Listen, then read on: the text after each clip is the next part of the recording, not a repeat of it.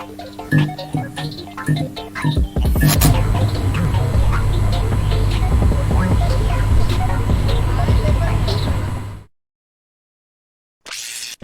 fully charged.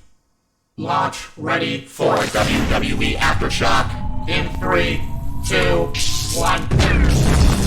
World Wrestling Entertainment Discussion is live. Cue host Owen Finch.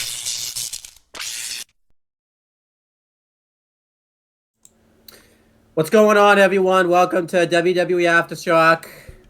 I don't even know what episode it is. I think it's 5. I completely screwed up this intro. I had all the time in the world to look up what episode it was, and Chris and I just mainly spent it screwing around and all that type of stuff. This is just what happens sometimes. But let's get to the co-host on here, the man that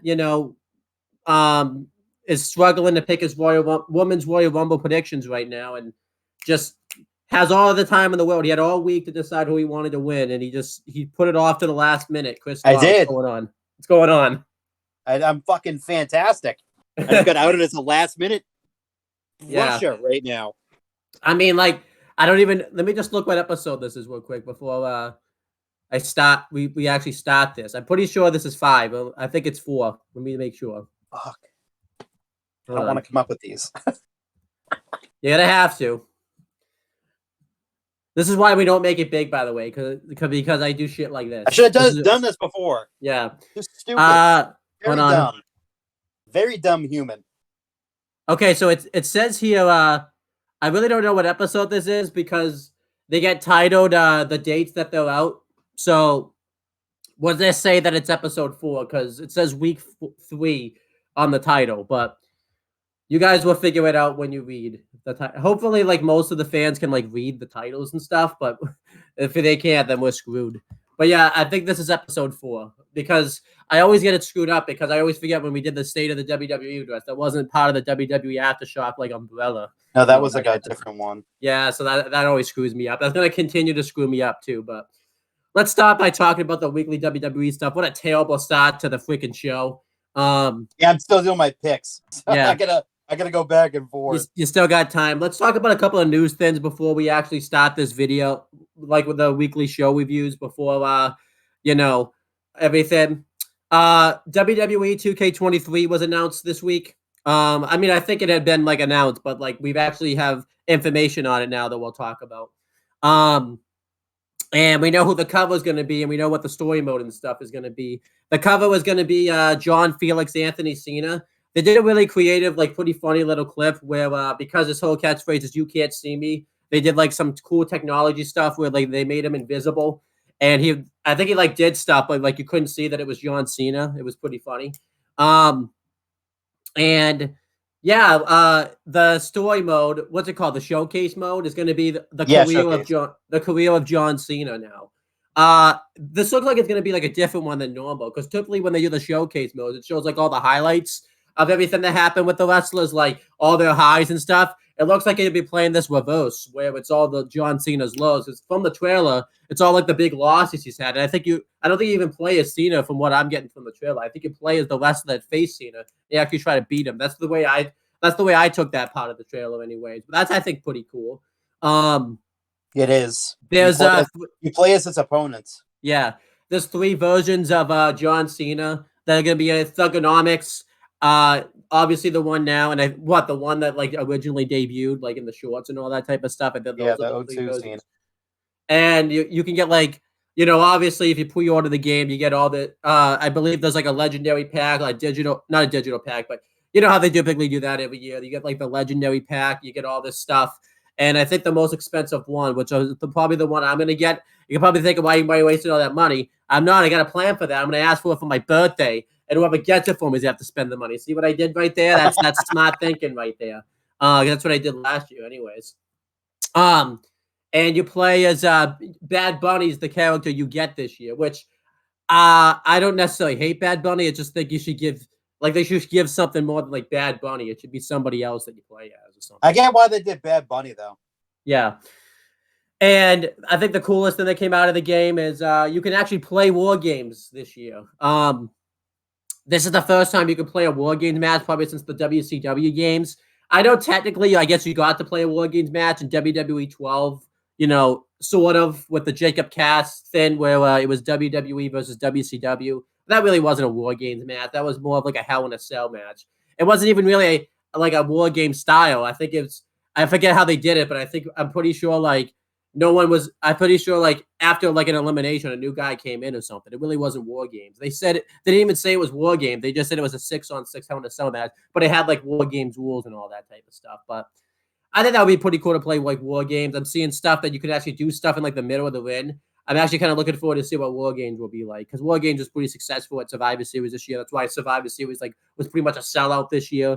I'm not sure what else will come out of it. The biggest thing I think you and I both want, Chris, is to continue GM mode and like extend GM mode because while I think we were pretty happy with what we got, GM mode was kind of like very limited this year because extremely limited. Yeah. Yeah, you couldn't really do much, but I kind of hope you could do a little bit more with GM mode if they bring that back. And obviously WWE Universe mode, I always like playing that. I know I played it a little bit less because I feel like WWE Universe mode it starts to get repetitive after a while. There's my faction mode. I never really did anything with that. I really didn't have any interest in it. I really understand it. So sometimes the things you don't understand, you just kind of like ignore. What else modes were there? They'll probably be like, what was that? The My Rise mode. I think that would be My Rise, like the story mode. Yeah, that would be pretty cool. I kept trying to play that and it kept glitching out on me on 2K22. So I hope they fix that this year. I guess apparently I was doing it wrong. It was the choices I made. That's why I like stopped. But like I'm just not.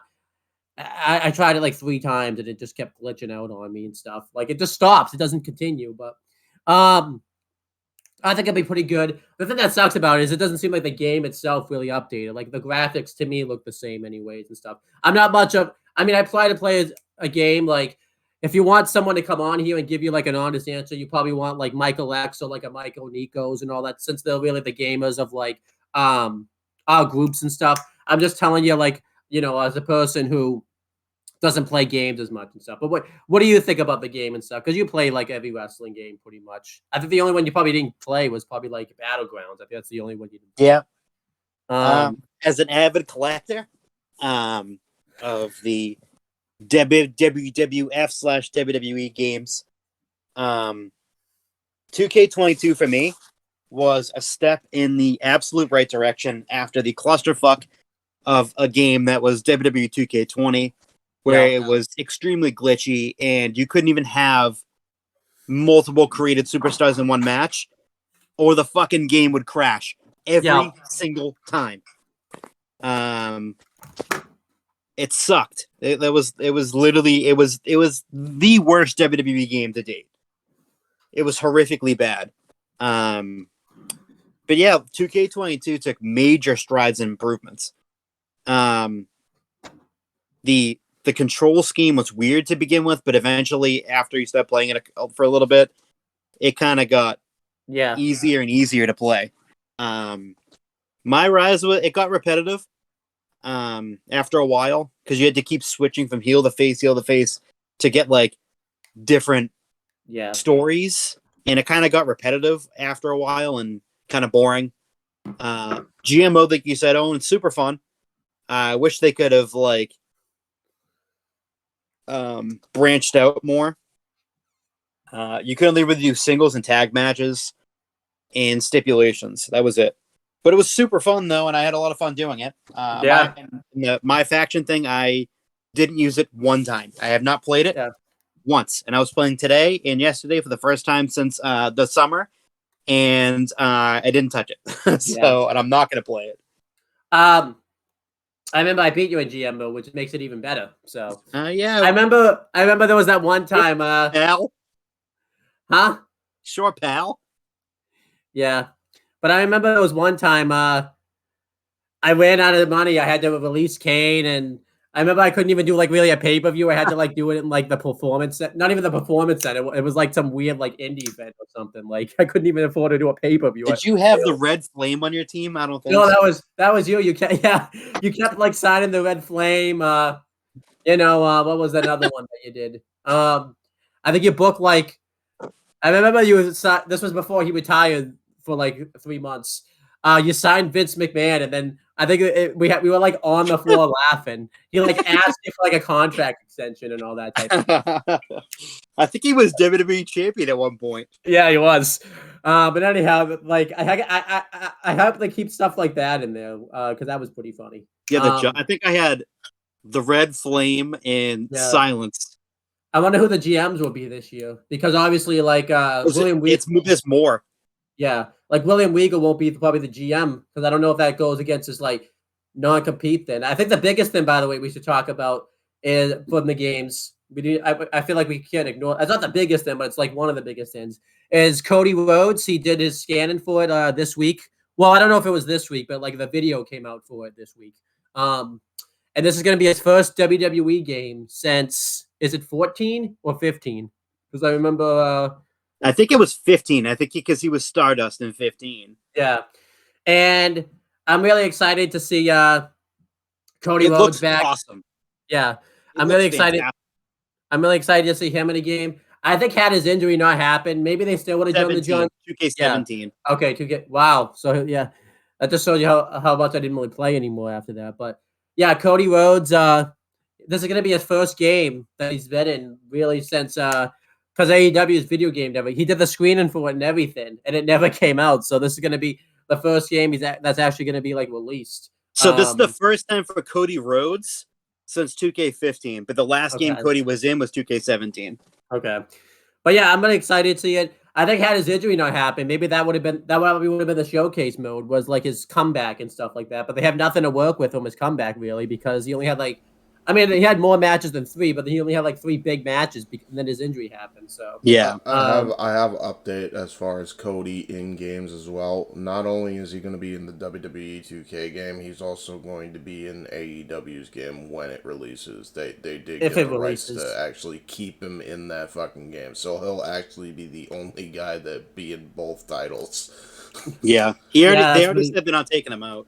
Yeah, which honestly, yay. Because now you get both. Now you get Cody in both. So yeah, there you go. So yeah, I'm looking forward to the game. Like I said, because when that question comes up, what do you want for your birthday? That's gonna be. I'm gonna point them right to that, and I'm gonna be the only one probably that doesn't pay a cent for the game. So that's great. It's awesome. Anything else you want to talk about the game? What if they find out about your scheme? Well. I'll have James edit this part of the video out just in case. So that's nice and easy. And anyhow, anything else you want to talk about the game before we move on to the next topics? No. Okay. We're good. So let's talk about the next topics real quick, and then we'll review the shows. There was some news that came out about the inside the office about why certain things happen and what's been going on behind the scenes. We'll start first. We found out why Stephanie McMahon took a leave of absence, or another reason anyways. It's obviously she needed the surgery anyways, but pretty much from what I read about it and stuff, it said that Stephanie McMahon, she wasn't going to get demoted, but she really didn't feel like she was going to get really promoted or anything like that. And let me see if I can find the article real quick. You can talk about it. It's going to take me a bit because I got to scroll through shit. So I thought I had this. I should get the exact quote before I miss here. Okay, so luckily I came up on it real quick. So it says the story. Of course, this is Dave Meltzer. I mean, I like Meltzer and all, but this obviously isn't him writing. But when he speaks, sometimes you'll understand. I mean, you'll understand when I read his quote because it's so hard to read Meltzer's quote sometimes. But yeah, because it gives a lot of non-info. Yeah, the story internally as to why Stephanie McMahon really left is that, and this comes from you can see what I'm talking about here, and this comes from those unhappy that she left, is that she had done a great job thrown into the co-CEO role, and with Vince back, was about to be demoted, and basically she doesn't need the money or the job, and had already, oh my gosh, what the fuck, and had already decided last year to take a leave anyways. Of course, the difference between a leave and staying on the board and a full breaks and leaving the board and what the hell, and it indicates that this was a lot stronger. What the hell is that? But so essentially, pretty much with Vince being back, she thought she was going to get demoted, and she really doesn't need the money anyways. Again, she probably wanted to use the opportunity with Vince being back anyways to get a surgery. Holy shit! We're never quoting Meltzer again. That was fucking terrible. Yeah, I don't know. Like everything's like, yeah, but why? Because this, that, this. Yeah, everything is a fucking riddle. Honestly, like, this is no offense to James. He's in this chat. I would have rather quoted some of James's like stuff than like that. That was fucking terrible. I don't know, like, and I'm sorry to say this, James, but he's the one with autism, and Meltzer's freaking doing that. What the hell is that? Like, I don't even understand that. But anyhow, yeah. He's a fucking dumbass. I approve of this. Well, I would say no offense because of I was mentioning the autism and all that type of stuff. So it's like, oh my gosh. But like anyhow, honestly, the joke is that he's more retarded than me, which is correct. Yes. Yeah. Honestly, this was meant to be talking about Stephanie McMahon, but after reading that, I can't even talk about that anymore. Like, I feel like we should just move on. I don't even want to talk now. I don't even want to talk. What the hell was that? This is supposed to be someone like with like years of reporting. Okay, you want to rant? Here's a rant for you. Here we go. Early in the morning, James, who just got up to fucking help record. Damn it!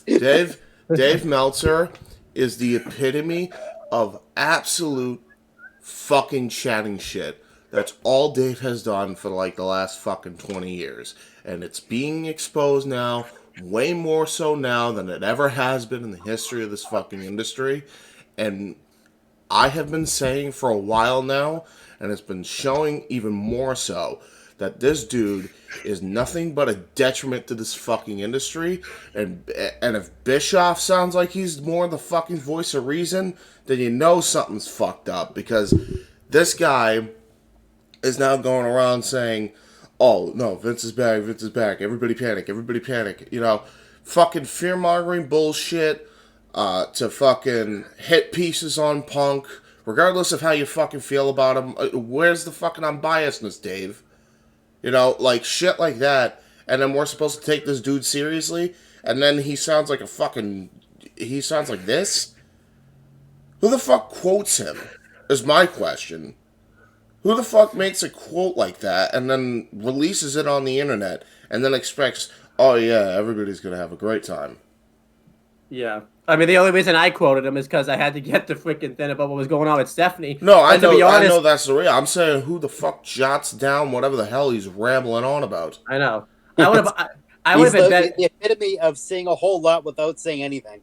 I hate to say this, but I was doing better without even getting the quote. I was doing better just saying what was going on. Like, yep. I didn't think it was that. Sometimes I read it and I have to reread what I just read. Yeah. I'm like, what the fuck did he just say? Journalistic integrity, my ass. Can't even fucking spell journalism right, probably. Yeah. I can't either, in all fairness, though, so. Well, man, yeah, hey, listen. We'll talk about it later, isn't it? But anyhow, so back to the Stephanie McMahon thing. I really don't have anything to say about it. That Meltzer thing just kind of like really ruined what I was going to say about it. Like, that honestly just threw me off. I don't have nothing. I feel like I just don't have much of an opinion about it anymore. It honestly doesn't even, this is just what I'm saying. What Dave Meltzer said just sounds more like speculation than like what was actually going on. That's just what I think. I feel like she just needed surgery and she used Vince McMahon coming back to finally get the surgery she needed. That's just what I think's going on. Like I said, don't quote me on that. I think what Meltzer said, this is just how I feel, was more speculation than anything else. What do you think? Oh, yeah. It was all speculation. Yeah. I'll say this. It was time for her to step back and become Stephanie McMahon, the mom, as opposed to being Stephanie McMahon, the businesswoman. They have her and Triple H have 3 daughters. It's and they're all in school, so it's impossible for them to do both. One has to be at home, one has to be at the office. She wanted to be at home and be with the kids. Yeah, Triple H wanted to be at the office. Now, granted, Triple H, good dad, but like one of them has to be there at all times, and I think it's Stephanie's. Stephanie wanted to do that for sure. All right, so let's talk about the Vince thing now. I was gonna pull up the other quote that Meltzer said, but I don't even want to read that now that I just read his Stephanie McMahon quote. But pretty much it's what's going on that since Vince has been back in the office. This one seemed more factual than what Meltzer said here. But again, I just do not want to pull out that. I don't want to quote Meltzer again. We're never doing that on this show. That's banned from this show now. I know, like, I can't ban things, but that the quote of Meltzer is banned from this show now. Which I don't think anyone's gonna fight me on anyway. So, but anyway. But pretty much since Vince McMahon's been back, he's just been mainly focusing on the sale of WWE and some other things. And he's actually been like leaving the office at like normal times. He hasn't been there like late at night because he's not doing anything creative wise anymore. And that's basically and that's basically it. Vince is just actually working normal hours, which I think I've said this before. If this is all Vince does, I'm really okay with it. I think a lot of people are worried that like Vince is gonna try to get, which I think it's good to have this worry because we've seen Vince McMahon over the years where he does stuff like that, where he always slides in. And I think Vince McMahon, if this is all Vince does, just sells the company. I don't know if he would obviously be retired again. But yeah, I'm really okay. If this is all Vince is doing, I'm really okay with it. The main thing I care about is just him not being involved with creative, just because it took like a month for Triple H to undo all Vince's things. It would take like one week of WWE television for Vince to undo all of Triple H's stuff, and that's really the biggest thing that I don't want to happen. So, again, we're recording this before the Royal Rumble and stuff, so he could regain creative control right after the show. But as of right now, I'm cool with Vince just doing all this stuff. So there you go. What do you think? I am too. I'm fine with Vince just being at the office. Every fucking article is, oh, Vince back at WWE headquarters. What's going to happen next? What's this? What's that? I'm like, I don't give a shit. I'm like, he's the chairman of the board. He has work to do at the office that doesn't include, the wrestling side of things. Yeah. It's just his job. Mm-hmm. Back doing his fucking job again. Yeah, and doing it a little less because he's not in creative. So exactly, he's not doing creative. He's not up at stupid hours of the day, a day and night. He's doing his own thing. Yeah. Leave him be. Shut the fuck up. That's all I have to say. That's really all of the news then. This was supposed to be like a serious news thing, and I don't know what happened. Meltzer just ruined it. So well, there you go. Let's review the weekly shows now. Do you have your Raw notes up? I do. I'm done with the picks too. So, all right. So why don't you take us through Monday Night Raw and what happened this week? Because I've been doing it the past couple of weeks, but I think this time you're perfectly capable of doing it, considering the fact that it was a big Raw for you, so you should remember about everything that happened on it. So Raw like literally happened on Monday. That's what happened. It's Monday Night Raw. Yeah. So it happened. Still the same stupid, bland, stupid, dumb commentary team. Not Corey Graves, just Kevin Patrick. Did you notice? I'm just kidding. He's fine. Did you notice? Did you notice I finally updated it in my notes too? By the way, it doesn't say the other people anymore. So, so Raw kicked off Raw 30, the 30th anniversary of Monday Night Raw, with the Hulkster, Hulk Hogan, and surprisingly Jimmy Hart. Mm-hmm. And Hogan came out, cut a promo about Monday Night Raw. The microphone wasn't working for some strange reason, and it took him fucking 35 years to find a new microphone. Yeah. But yeah, so Hulk came out, cut a promo. Eventually he was able to get the damn promo going. But he basically welcomed everyone to Raw, and they cut to the really awesome video package that they had for an intro. We'll be going back to that. We'll be going back to that later because that's going to be brought up in another news story. Then to kick off the show. Well, first I want to. The Hogan thing was fine. obviously there was some lies in there, but it is Hogan. Like he mentioned, like how he was like, when Monday Night Raw, when he was around, like he was like the face of Monday Night Raw, even though like Raw didn't really start until like the end of his original WWE run and stuff. So it was kind of funny that he said that. I know he's been around like for Raw and stuff since then, but let's be real. Like I think if you were to name a face of Raw, I don't think Hulk Hogan would be in there just because Raw wasn't really a thing much when Hogan was around. So he was on them. Yeah, just not a face. Near the end of his tenure. Yeah, and then he did some really good stuff. Cool to see him and Jimmy Hart back together for like, again.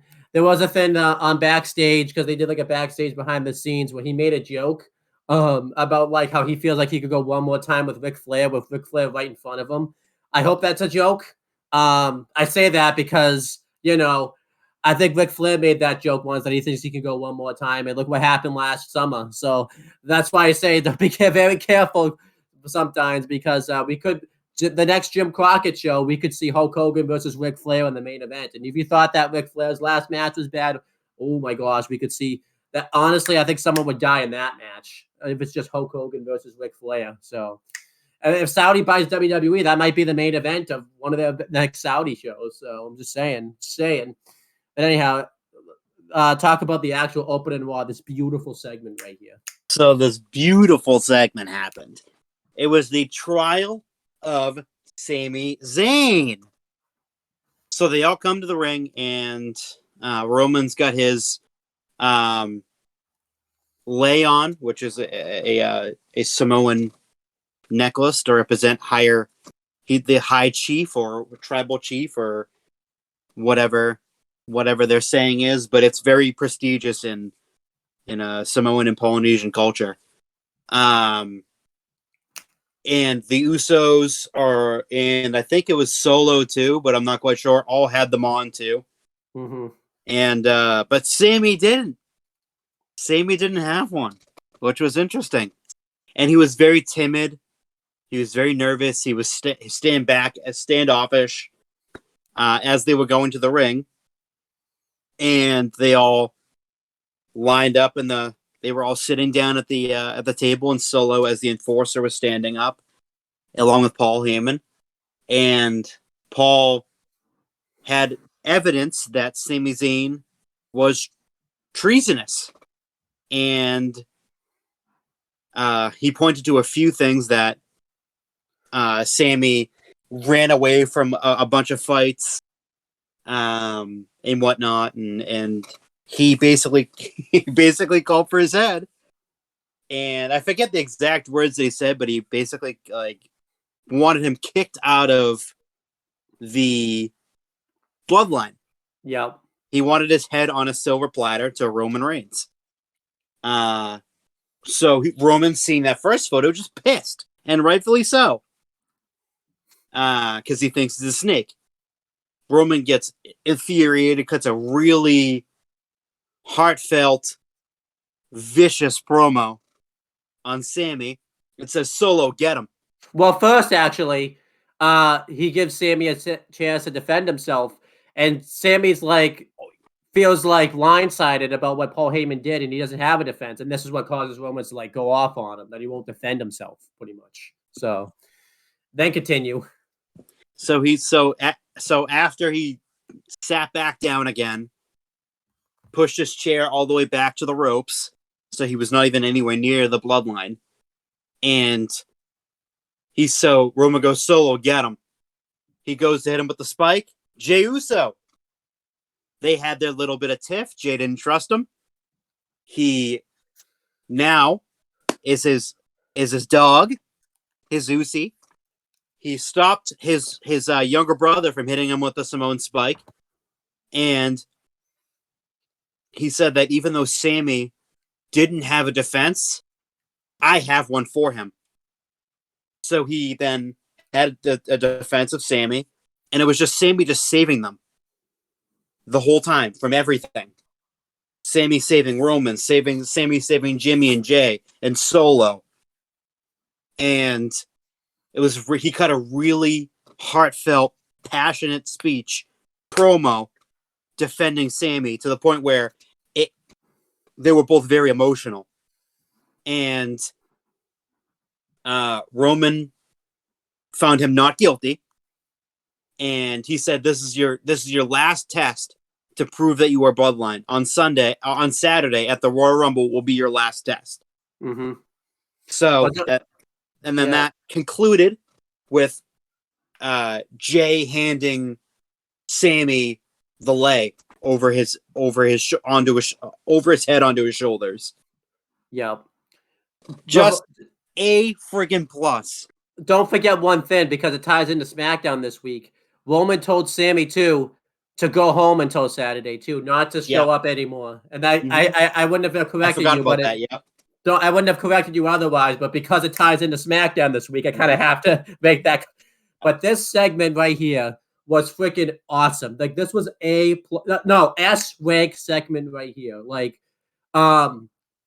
just it really played into emotions. I remember I was even writing in the chat, I'm so scared. But the second that, like, the Raw was commercial free too, so this segment was able to go on. And I think we're gonna tie it into a criticism we're gonna have later in the show. Yeah. Oh, but that criticism that we have, sometimes you need to have things you need versus things you want. And this segment needed to be on. I'm perfectly okay with this segment going over its runtime because of how fantastic it was, and because this is going to further things from the Rumble. Like, this needed to be on. This was freaking A+ material, S rank material. Like, everybody played their parts really well. I think I feel like every time this storyline, you think you know where it's going, it always throws those twists. And I think this time the twist was that it was Jey Uso that actually stood up for Sami Zayn, which I don't think, even though they've been cool recently, I don't think anyone would have seen that coming. Like, if I had told you back in October that it was going to be Jey Uso that stood up for Sami Zayn, I feel like Chris would have, like, just left this call and, like, never talked to me again, because he would have, like, thought I was, like, so off right there. Like, this segment was S-rank material. And it's going to tie into my Royal Rumble predictions. But this was awesome. Honestly, I know, because we were supposed to get the ultimate acknowledgement for the Tribal Chief. This was better than I think that would have been, because it really was about Sami Zayn. And I feel like it was just awesome. Like, the Tribal Chief segment probably would have been good, but I don't think it would have been, like, this good. Like, this was S-rank material. Because remember, we're going to talk about it because it cut the cage match short. They probably would not have made that cage match had they had known that they would have had to do this segment, because I think they had to write this segment in last minute because Roman Reigns' like family and stuff like couldn't be there anyway. So they had to write the segment in like the Friday before, like, no, not even that. Wasn't it like the day before they kind of had to put the segment together because last second. Yeah, so last second, because Alpha Sika couldn't be there. Yeah, so it's like this segment was wonderful. Like, I really enjoyed this. Like, this was just, I can't even describe how I feel about this segment. It's that good. It was easily one of my favorite segments in forever. Yeah. It was fantastic. It was so well done. It was perfect. I mean, the acknowledgement of the Tribal Chief would have been epic. Alpha, Sika, Rikishi, and a bunch of the other family. Yeah. I think it would have been awesome. But, like, this was A+, S tier, you name it, whatever fucking ranking system you want to make. 5 out of 5, 12 out of 12, 1,000 out of 1,000. This fucking, it was, it, and Michael Hayes produced it. Yeah, which have you noticed that a lot of the segments that happened on Raw and SmackDown over the last number of years have been produced by fucking Michael P.S. Hayes? Yeah, which is crazy because a lot of people like criticize his booking sometimes and all that type of stuff. He deserves his due for that. Like, he's put on some really great segments over the last number of years. Yeah. So that now led into this match, which was for the Raw Tag Team Championship. You had the Judgment Day. I think it was comprised of Damian Priest and Dominic Mysterio. You are correct. This is Jimmy and Jey Uso. This match was going really well, and then they did the old bait and switch Yeah. To prove that he's loyal to the bloodline. Well, it's a step before this. I'll take a step back. I forgot something.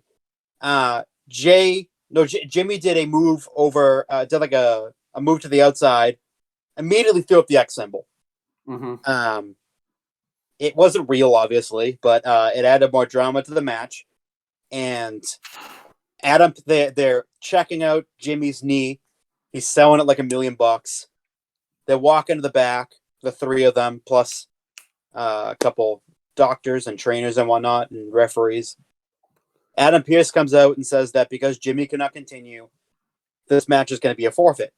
But instead, Sammy steps up to the plate and steps in for Jimmy, and they go and win the damn match.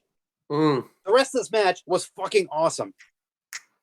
Now, granted, I would have liked Steve Coakley had a really great idea where it was Sammy was going to fuck up somehow and cost him the match, but it didn't happen. They end up retaining the Raw Tag Team Championships, and they're still the undisputed WWE Tag Team Champions. Yeah. This match was fantastic. Again, just plays off the segment before. I give it an A+ for a segment. It was fantastic. Yeah, really good segment here. Really good match. Love the storytelling. Afterwards, you saw like Roman Reigns and Solo Sikoa and like Paul Heyman were watching. And after Sammy wins the match, like Roman's even impressed. He says he did good, but I don't want to see him until Saturday. So there's really good stuff. And then yeah, I honestly love the way they went. And if Judgment Day have a reason to have a rematch, I love how they did that callback, because that's how Judgment Day even became #1 contenders. So I like that that it happened reverse for them, where the other team got the substitution instead. And I would love it if they added this like rule to a tag match now, where like obviously they can't do it for everything, but like if the Judgment Day, one of them can't go again, they get like a substitution or something. I think they should add that to a rule to matches, because I think it's proven to work really well. This gets 2 thumbs up. Really good match here and stuff. Protected Judgment Day in defeat too, because they technically didn't even really lose the match. They lost a match to the team that they didn't even know was going to like be in the match and stuff. So, and notice, by the way, because it might be Italian, Sami Zayn held up those SmackDown tag titles. Those are the titles that the Usos have been holding all this time. They've had those second day reigns. It was Jay holding the Raw ones, and Sammy held the SmackDown ones. So yeah, I thought that was really awesome. Yeah, I thought like they would. I thought they would hold up each would have one, but that was really weird. I think it's storytelling though. Yeah. So now I will lump this into one, because it was 3 segments that were practically the same. What is this? This is the poker ones. Yeah. So the reason, I'll just say real quick, the reason Chris has to lump this into one is because I screwed up and I forgot to write down part 2 of the segment. So we don't know exactly when in the show it happens, but yeah, it's just easier to lump it all together because it plays off each other. Yeah, and it's really just a throwaway segment with just a bunch of legends and shit in it and superstars and whatnot. So, JBL and Baron Corbin walk up to the APA office because that's where they're having the tournament, and the Godfather is out in front being the bouncer, and he's looking over. They're all chummy and, saying, catching up. And then he goes, Baron Corbin, the modern day wrestling god. And Godfather's looking over and he goes, I don't see no Barry Corbin in here. That was awesome. Barry Corbin. I died. That was so funny. So eventually, Farouk comes out of the APA offices, and he looks at the list too and goes, nope, he's not on here. So they each have a stack of cash, and they hand one to the Godfather, they hand one to Farouk, and they go, oh yeah, your name's right on the list right here. Come on in. They bribed him and it worked. Yeah. So they walk through, and the set, I will say this, the set looked fucking awesome. Yeah. Where they were in the arena looked awesome. You saw Carl Anderson, you saw Luke Gallows, and DDP, and just a bunch of superstars and legends were in there. Eventually, at the end of the night, Corbin was winning a shit ton of money, and he got it stolen by IRS and the $1 Million Man. But they did leave him $50 though. I thought it was 100 actually, but was it? No, it was $100. Yeah. So they left him a crisp $100 bill, and IRS laughed and cackled along with the $1 Million Man and said, "Pay your taxes," and they left, and that was fucking awesome. Yeah. The poker segments were really funny and really awesome throughout the show. Some other notable names, Alundra Blaze was there with the old WWF Women's Championship that she threw in the trash on Nitro all that time ago. I don't think it was the same one, but it was supposed to be the same one. I think it is the same one. Yeah. I say this because this is kind of noteworthy. Johnny Gargano was there, which maybe because he's been injured lately, so maybe this means he's ready to go for the Rumble, or maybe he just happened to be there. I'm really not, because you saw him like in the background, like talking to like Dexter Lumis and I think like Candice LeRae or something. So,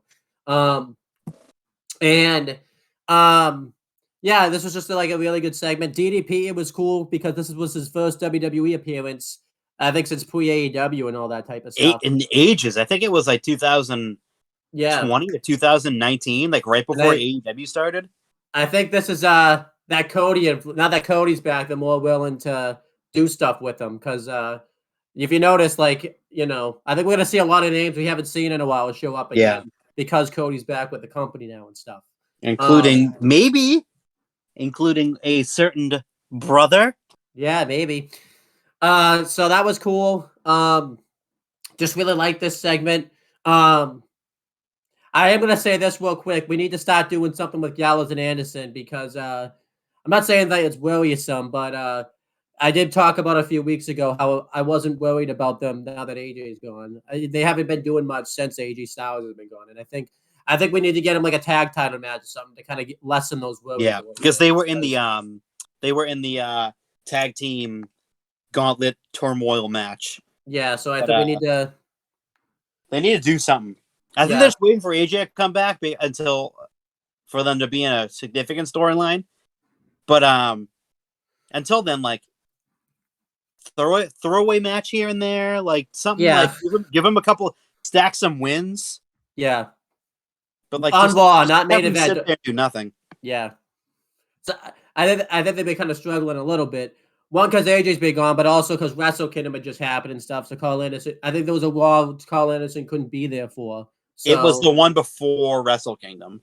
Yeah, so I think now that after the Rumble, they should feud with the Usos at least for the tag titles. That way, I would agree with that 100%. I think that should be the match at the Chamber.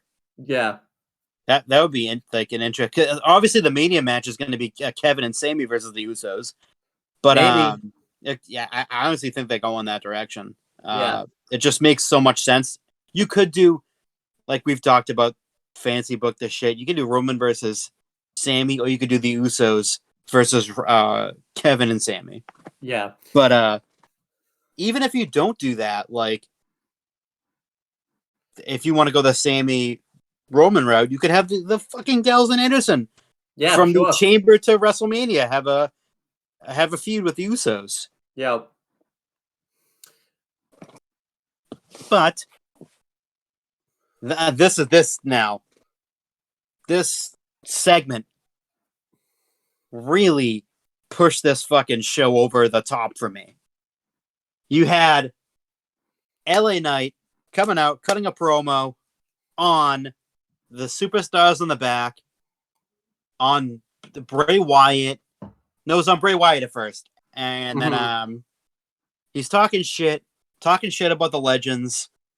And who the fuck comes out? The Undertaker. Not only, it's not the Dead Man, it's the American Badass. And that popped me 1,000,000%. I can't even tell, like, I was sitting there like, my jaw hit the floor. I was like, holy shit, we have not seen this Undertaker in any capacity since 2003. Now, granted, his last WrestleMania was a kind of an homage to the American Badass, but they weren't like they weren't building him up as the American Badass. But it was kind of like a tribute to the American Badass. But he came out to not Roland. Yeah. Not You Done It Now. Not the one before that, not the one before that one, not the instrumental version of that, of You Done It Now, but the Kid Rock theme song that they fucking banned in 2001. That's the theme they went with. And I heard that the bells toll, and I was like, holy shit, it's Taker. And then they started playing the Kid Rock theme, and I'm like, what the fuck is going on? What the fuck is going on here? And then he comes out, and it's the fucking American Badass, and I lost my mind. For me, that was the Taker that I grew up with. I was 6 years old in 2000. So from 2000 on, that's all I really have a recollection. I might have watched it before that because my brother was a huge WWF fan. He's 5 years older than me, so we watch it together. But I don't remember watching it in any time from 2000 forward. But 2000 onward, I've been a WWE loyalist. But that's the Taker that I grew up with, and that's the Taker that I miss the most. I love the Dead Man. Loved it to death. But the American Badass is what I grew up with as a kid, and it took me back to my childhood again. And he comes out to the ring and does his whole entrance, and it spooks LA Knight. And he's on the outside, and he's talking shit, saying, you're the Undertaker, but I'm going to take you to the Undertaker. Basically saying he's going to kill him. And hopefully not Steve Coakley kill him. Well, he is a dead man, so I mean, he can't really kill a dead man. Well, don't forget, Steve Coakley tried to kill the Undertaker in one of his fantasy bookings. So, but he said, "I agree with you, Taker. Yes, the locker room is soft, including Bray Wyatt." Ooh. And as he's backing up because he's scared shitless of the Undertaker, as you should be, because he's fucking 6'10", fucking behemoth. A legend in the industry. You should be fucking scared of him. Out comes Bray Wyatt. Lights go out. Shatter hits. Here comes Bray Wyatt. He's walking back. Gets backing up LA Knight. LA Knight gets back into the ring. Taker grabs him by the throat. He's about to goozle him and hit him with a chokeslam. Bray gets into the ring. Hits him with Sister Abigail. They have an embrace that no one can fucking understand. Yeah. He whispered something into his ear, and no one can decipher it because it's really hard to tell what he said. It was basically a passing of the torch. Yeah. There's news articles about what he said and stuff. I don't want to read them because that's their fucking business. Mind your own fucking business. That I don't want to know what they said. I want that to be between them. I wonder if he said, this is your yard now or something like that. To that. Yeah. But I don't want to. So Taker gets on his motorcycle. American Badass plays again. He rides off. Yeah. That was again another S tier freaking segment. Yeah, I like this a lot. I think I did say before I didn't like American Badass Taker. I've been watching a lot of retros from 2000. It's fucking Big Evil Taker that sucks because that one the American that was when Taker was big leaguing everybody because you see it a lot in 2000.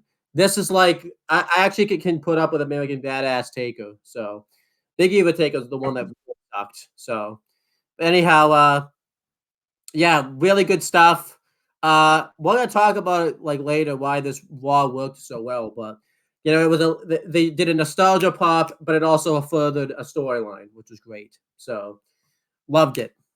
And I've been reading a lot of people online say that if Vince was in charge, LA Knight would have been squashed in a heartbeat and taken a fucking choke slam and a tombstone, and the segment or a last ride, and the segment would have been over. But yeah. He fed him right to LA Knight, which is again progressing a storyline, which is awesome. Yeah. Then we had, coming off of that, we had Becky Lynch versus Bayley in a steel cage. Now this match didn't happen because they were given 2 minutes, and granted, like you said at the beginning, I won that trial of Sami Zayn. ran over by a lot. Yeah. So they really didn't have any time to book a fucking who. First of all, at the time I was like, why the fuck would you ever do a steel cage match and then just not have it? Yeah. But I get it. Shit happens. That needed more time. Mm-hmm. That cage match needed more time because, granted, like they're probably going to do that cage match again. It's gonna be a killer match either way. But they basically just continue the storyline going further. They only had 2 minutes, so they just beat the shit out of Becky to further it. But yeah, it sucks that we couldn't get the cage. It's the one biggest criticism I have on the show. Is the fact that they had a 2-minute cage match segment, but it was not something that they could have controlled. Yeah, it was out of their hands at that point. And would you rather have had a 2-minute cage match or a 2-minute segment beatdown, including the cage? Well, I'd take the 2-minute segment, including the cage. This also like leads now to like the obvious. I was just gonna say before after the show, we'll just talk about it now and everything. So yeah, it sucks we didn't get the cage match, but like I said, I'm okay with sacrificing that. If you remember, we got that Bloodline segment. And again, the WWE had their hands tied because they had booked one segment ahead of time before this, and also set up this cage match. And then they had to change their plans because Rikishi and the Wild Samoans and all that type of stuff couldn't be there, Alpha and Sika. So they had to change their plans anyways. So, I think they wanted to get Becky Lynch and like Bayley and stuff on the show because they're two big stars and stuff like that. But I say this because I was gonna talk about this now. It led to the Bellas this week. Because I think they went live on Instagram like right after this segment, pretty much. And the Bellas were supposed to be on this show. They probably would have been in that like poker segment, probably. And they just weren't on the show. We didn't really know why they weren't on the show. I don't really think anyone was questioning it, to be honest. Like I didn't care. I didn't even think twice about it. And they basically criticized the WWE for not showing any past woman segments like pre-Women's Evolution and all that type of stuff, all the stuff that like the Bellas did and stuff like that on Raw. They went on Instagram Live. They mentioned Sasha Banks, Mercedes Moné, because they're not going to show any moments of her because she's too old. They honestly sounded drunk when they were doing this too. If you listen to like them, and for some reason, Nikki was in a towel for some reason. Yeah, and they didn't go to Raw. They went to Wicked to play instead. Which I don't even, I feel like they were all. I don't think they ever were gonna go to Raw anyways because you have to. I think you have to buy those tickets like months in advance anyways. So it's not like I think everyone thinks they didn't do anything for. I don't think they were ever planning on going to Raw because I think you have to buy those tickets like months in advance. You do because it sells out fast. Probably sells out ridiculously fast. But I'm happy this happened. I'm happy no one freaking bought this and actually supported them. So I was afraid that was going to happen. And everyone actually sided against them, actually, which was awesome. I loved it. I loved it because I always this is one thing that sucks about the women's evolution now. Anytime the women get misutilized, even a little bit, even if they think so, it's like a big deal now, which freaking sucks. I find it funny, though, with like how the Bella Twins like were talking bad about Raw. Yeah. But they failed to acknowledge that the next night on NXT for 2 hours, there was significant women's representation. Yeah, but I feel you didn't see them making any comments about NXT the next night because they didn't watch it. So exactly. But I feel like saying this, right? They said this about who the fuck's the guy that's booking this shit? It's the guy that got women's wrestling off the ground to begin with. The reason we even have a women's evolution in WWE, Triple H. And they're getting mad that they didn't show anything about Sasha Banks. I'm pretty sure they showed her winning the Raw Women's Championship like the first time or something on that show. That's one of because they throughout the show they did like not the video packages, but they would show like pictures of like past Raw theme songs and stuff like that. pretty sure Sasha Banks was one of the pictures they showed. Charlotte was on there. They had Charlotte. Plays. They had a bunch of women were showcased in the video packages. Of course, they're not going to have like you're fucking 3 hours and you got to fit a half an hour segment plus another 15 to 20 minute segment with The Undertaker in LA Knight and Bray Wyatt. Yeah, so it's like in matches in between the further storylines. Yeah, and also too, like, I hate to say it, but like, what are the showing raw moments? I can't think of a raw moment the Bellas really even have that would even be willing to showcase. The only thing I can think of is like the one where Stephanie McMahon gets arrested on Raw. I can't think of any. The first, or when they got called up. Everyone but Bayley got called up. Yeah. Other than that, like, there's nothing. Yeah, there's what nothing did they even do? Yeah. I can't, besides winning the Divas Championship and being the longest reigning Divas Champion that didn't happen on Raw history, what the fuck did she even do? She didn't even win the belt on Raw. She won it like Survivor Series. She won it like Survivor Series.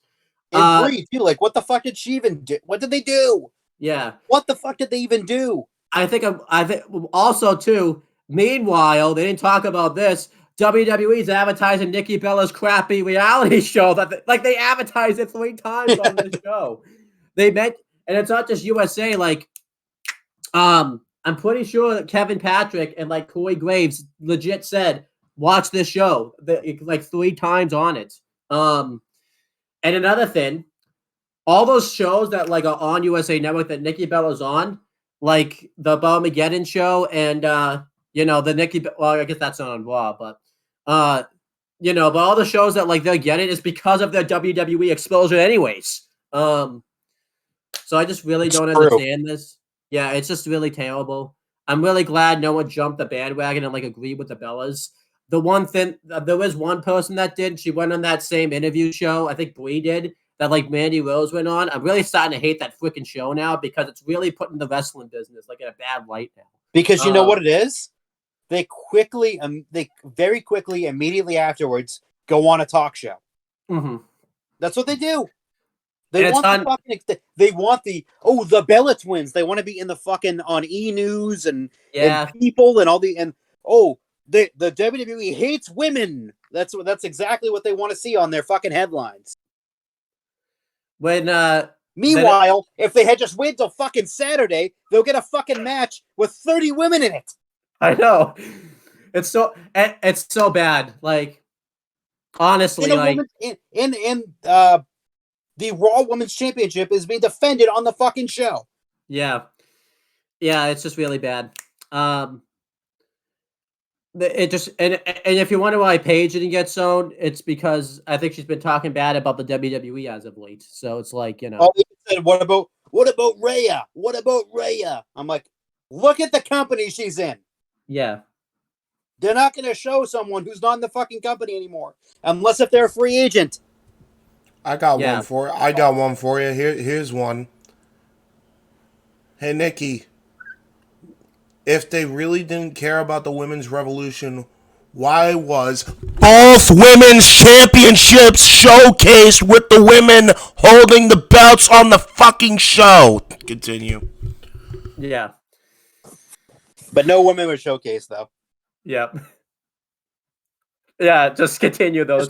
Just none at all. We spent more time ranting about that than we ranted about the cage match getting cut short. So that's just because the dumb Bella bitches don't shut up. Yeah. I used to not have an issue with them, but now they're fucking everywhere. Yeah. Now they don't shut up. Yeah. No one's gonna watch that fucking reality fucking. Oh, I'm getting married, but I'm gonna wear the dress that I was supposed to wear with John Cena to our wedding. No one gives a fuck. Mm-hmm. It's gonna have historically low ratings because no one gives a fuck. Yeah, it's gonna be fucking. It's gonna be one of those shows that's like they're gonna show the series and then they're never gonna show it again. Mm-hmm. It's not even gonna air on fucking repeat because no one's gonna watch it. Yep. Because no one fucking cares about the Bella Twins. I don't know what fucking whatever E or whatever the fuck channel it's on. I forget. I don't even know.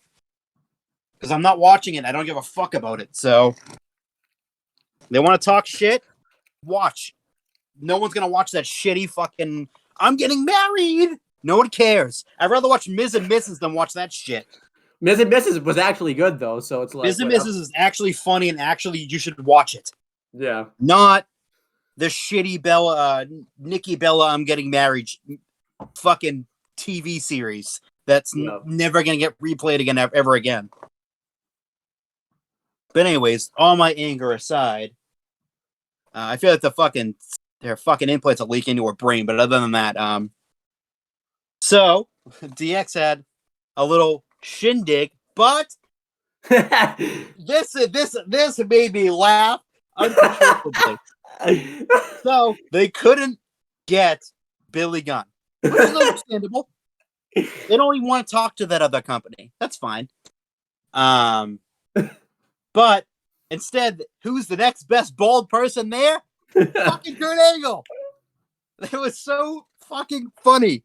I was dying. I was like, why the hell is Kurt out there? And then Road Dogg was like, the badass. Wait. His camera just pans over at Kurt Angle. It was, oh my God, it was perfect. It was incredible. And Kurt was just the comedic fodder out there. Like they did their DX huddle, and fucking Kurt wasn't in there. I think my favorite thing out of it was Kurt Angle wanted to be in DX, so he had to get a test. And Triple H asked him, "Are you ready?" And Kurt Angle was like, "Is that the test?" It was so fun. That was perfect. So Imperium came out. Gunther, Ludwig Kaiser. Yeah, Walter, Fabian Eichner, and Marcel Bartel. Yeah, them. Yeah, them, right? Gunther, Kaiser, and Giovanni Vinci. Yeah, them. Yeah. Okay, the Imperium, yes. Ludwig Kaiser, Gunther, and Giovanni Vinci, yes. You don't even know, so... Well, they're fucking long-ass names! That's why you call them the names that it's supposed to be called.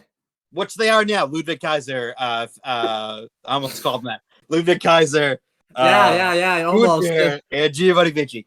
But they came out and to interrupt this Degeneration X shindig, and Triple H got up in Gunther's face, and he acted like he was gonna beat him up, and he was like, "No, I'm retired," and he backed away. Yeah, but and they all of them did that. X-Pac did it. Shawn Michaels did it. They all did little funny little things that they were doing, and they said that. But there's a few people. There's 3 people that could fight you, and out comes Seth Rollins. Then they did it again, and out come the Street Profits, and they go, who could be a guest referee for this match? And first though, it's like freaking out, like me, and he takes off the shirt, and he has an Olympic referee shirt on, without the sleeves because he's jacked. And the whole fucking segment was funny, so they booked a 6-man tag. Well, I don't think they forgot one thing, actually. Where Triple H actually said, like, I wonder who's booking this show. Yeah. That's so funny. And it led to Teddy Long coming out, and he booked the tag. Teddy Long came out and said that he booked the 6-man tag with Kurt as a special guest. Did you see on the news that the fans were worried that it was going to be Vince? Did you see on the news fans were worried it was going to be Vince that came out instead because... Of course they would, right? Because they're obsessed with him. I knew it was going to be Teddy Long that was coming out because... It was obvious. It's a fucking tag team match. Yeah. Who does those? Teddy Long. We just needed The Undertaker out there, that's all. One-on-one with The Undertaker. Yeah. But the whole segment was fucking hilarious. Yeah. And if that was Vince McMahon running the show, I think we would have seen what happened with at the Manhattan Center. Yeah. For the 25th anniversary of Raw, where FTR got fucking ruthlessly buried. Mm-hmm. No rub whatsoever, just ruthlessly buried for no reason. But we didn't see that. And it was very refreshing to see a segment like that go down, and the heels, Damian Sandow or FTR. Revival, Imperium, not get beaten up. Yeah. They didn't get beaten up by the legends. In my opinion, actually, this is my opinion. I think DX put them over by saying that they were scared to face them and all that type of stuff. Oh, I think I had about big time put them over. That was like that was really good. That was I mean, the segment itself was a comedic segment. It was funny. They all fucking went up to Gunther and said like basically like, yeah, I'm gonna fight you, but I'm retired. Yeah. And they all backed away, which is hilarious.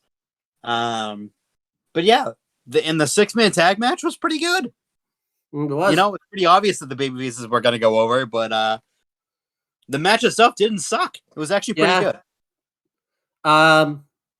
Yeah, Rollins won with the stomp on I think it was Eichner.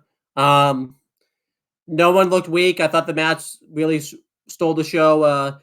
You know, honestly, if they wanted to do Walter versus Seth Rollins for the IC title, I wouldn't complain about it at like a WrestleMania or something. Because that, you know, that you could start that here. I don't think that is going to be the match, but I'm just saying if you wanted to do that, I don't think anyone would be opposed to it. You got kind of a test to it. The funniest thing about it was Jerry the King Lawler was on commentary, and he didn't know anyone in the match, so he was just trying to play along and all that type of stuff. I believe he didn't understand the names of like Imperium and stuff. And like he didn't know who Kevin Patrick was. He acted like he didn't know who he was. And I think the funny thing about it was they'd done like panels and kickoff shows together, and Jerry Lawler like didn't remember it and all that type of stuff. He mentioned that he's going to change his Rumble pick, like he's going to stop making his Rumble picks. But he's probably, you know, Jerry Lawler, he's probably going to change his picks like 20 times doing the match and all that type of stuff. Oh, he already changed it. Yeah, and I think the funniest thing about it was you can make now obviously. Some people will think it's funny. Some people won't. I thought it was funny because of Kevin Patrick's accent. He doesn't say 30. He says it like, you know, in an Irish accent. And Jerry Lawler was not making fun of him, I don't think, for it. He was just kind of joking around about it. A lot of people are probably going to be offended by that because they can just see that happening. But I personally wasn't offended by it. If you are offended about it, it's whatever. But I thought it was funny. I think a lot of people are going to be offended by that, though. He was kind of making fun of Kevin Patrick's accent. But I personally wasn't offended about it. So I'm probably going to get some hate that I wasn't offended about it. So, but yeah, I thought the 6-man tag was very good. Really good stuff. But it was, again, like I said, like Imperium, there would have been no match. It would have just been they would have been slaughtered if Vince was there. But I like what they did. Like, I really did like what they did. Or like they would have done the revival thing where it was like a 2-minute match and then get squashed afterwards. So yeah, I'm happy they went that way and they had a really good match afterwards. But Bobby Lashley was interviewed, and yeah, I mean, it's basically more teases of the Hurt Business are coming back, regardless of what Bobby says. But yeah, it's just more of the same. They're trying to get this Hurt Business thing back together again to give Shelton and Cedric and Bobby and MVP back on TV again, regularly again. But yeah, nothing special to write home about with that. So surprisingly, Ric Flair comes out on the stage, and he introduces his daughter, Charlotte, and now that he is back in good graces with the WWE again, I hope it's permanent this time. Yeah, because I don't want to see another Ric Flair last match again. I feel like I also don't want to see him crying over WWE. I'm done hearing him. Apparently, him and Triple H had like a really long talk, because they had a bit of a falling out last year. So they kind of are back on good terms again. Do we know what the falling out? Because I didn't read anything into it. Do we know what the falling out was? It was because of the trademark. Oh, I see. So it was a money thing again with him. But yeah, that's behind them. And he went up to Becky and he apologized to Becky and apologized to Seth. And they had a really nice conversation. So they're all on good terms again. All of them. So I just think, we'll talk about it real quick. Them being on the best terms is going to be the best for Ric Flair, because we just really don't need something like that Ric Flair's last match again. We really don't need that. Like that. If they went and got in, if we could go back in time, I completely eliminate that timeline because it was just bad. Yeah, I think the thing that sucks about Ric Flair's last match the most is it never should have been booked, because it was the freaking son-in-law that freaking booked it. He should have freaking known better. I understand he wanted to get like the Jim Crockett name out there, because I understand it did really well for some reason because Ric Flair was going to be on it, but that match never should have taken place. I don't understand what Conrad Thompson was thinking. I think it's sometimes an example of, I like Conrad Thompson and all, but sometimes it honestly brings up that idea where sometimes the internet shouldn't book wrestling shows, because that was exactly whoever should. I can't believe that was booked. I remember. I think we did like a rundown or something with like James. I don't remember what it was. When I heard that this was taking place, I like couldn't believe it. Like it was just. I haven't reviewed that show. I did watch that match. I don't know if we do it as a retro someday, but I really don't want to watch that match again. It was a disaster. He passed out a bunch of times in that match. Yeah. And sometimes you got to hang up the boots. WrestleMania in 2008 was the perfect send off for him, and he fucked it up like 3 times after that. Yeah. But anyhow, very happy that they're back on good terms again. Even Rick said on his podcast that he went up to both Seth and Becky and apologized after he had his meeting with Triple H, and he just wants to be on good terms and put that behind them, which is good. I mean, at this stage in his life, he doesn't want to be carrying grudges, which is good. I'm all for it. He came out and introduced Charlotte. Charlotte is now a babyface. Even though she says she hates being a babyface, she can do both really well. I think she works better as a heel because she's just naturally unlikable. But I feel like she could also really be. I feel like she's also a really good babyface too. Especially because she's over, like really over right now too. This is the most cheer she's gotten in years. Yeah. I think some of that comes from the fact that she dethroned Ronda Rousey recently. Because everyone hates Ronda, which is which is deserving, because she's awful. But yeah, they I think her and Sonya had a little fucking fight again or something. Yep. And then Bianca came out and they held the belts up in the air. Something, I forget how this went, but that's all I remember from that. It led to a match between Bianca and Sonya, because Sonya was picking a fight with Charlotte, and Charlotte said, "You want to fight the champ? Fight Bianca." It led to that match. I think this was one of the things that was kind of cut a little bit because of time, obviously, because the match was like really short. It went through an ad break, but like right when it came back, like Bianca did a comeback spot and everything. And then it led to Alexa Bliss coming on the screen, and you can kind of talk about it from here. She came on and she basically cut a spooky promo again. They're having a match on Saturday. They need to fill time. Yeah, this was a fine segment. I think this will be one of the things a lot of people would have wanted cut. However, though, I kind of counteract that because I don't know. They flew out Ric Flair. They had just gotten on good graces. I don't think they wanted to like have another grudge again. Where because Ric Flair I think would have been kind of pissed if he was flown out there and then didn't do anything. That would have been really weird. Like, again, I think a lot of people. Again, I don't even think it would have made the cage match long enough anyway. So whatever, like, because that still would have been like a 5-minute cage match. So this segment took up like 5 minutes, I think. So whatever, I was fine. I was okay with this. They need to fit Charlotte on there and Bianca and whatnot. Yeah. So the Miz comes out, cuts a promo. Oh, you missed the Cody vignette. You missed the Cody vignette. Yeah, I did. How did you miss that? You're a big Cody fan. Saving it for last.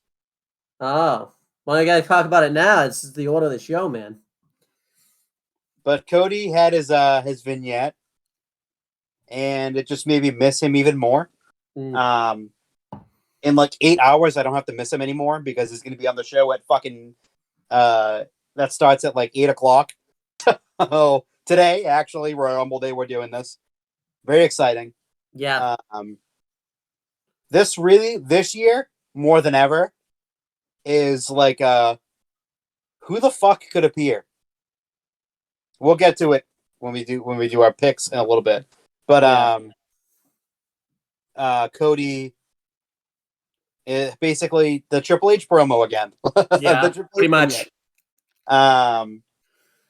But yeah, basically the same, more of last week's vignette where he just says basically he's going to be in the Rumble. Yeah. It's awesome. It's awesome. It's great. It's awesome. I love it. It's like, yeah, it's really good.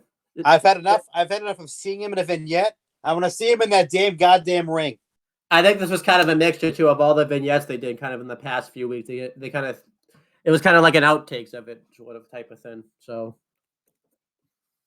but so the Miz has a promo. Kevin Owens comes out as Miz was talking shit, and then he stuns him, and he gets a really fiery promo about their match. And they announced that him and Solo have a match on SmackDown on the Go Home show to the Royal Rumble. But yeah, that's again, I liked it. yeah, it was good. It gets Kevin over like a fucking $1 million because he again, it's 1 on fucking 35. So Yeah. he needs someone to beat the shit out of. That's not the Bloodline every now and then. Yeah, for sure. But yeah, it was good. I liked it. I liked his promo. It was good. It's a good segment. And now the main event of the evening: Austin, formerly known as Theory, versus Bobby Lashley. This in a no disqualification match for the U.S. Championship. This match was chaotic. It wasn't like as violent as it could have been for a no disqualification match. But it was really good.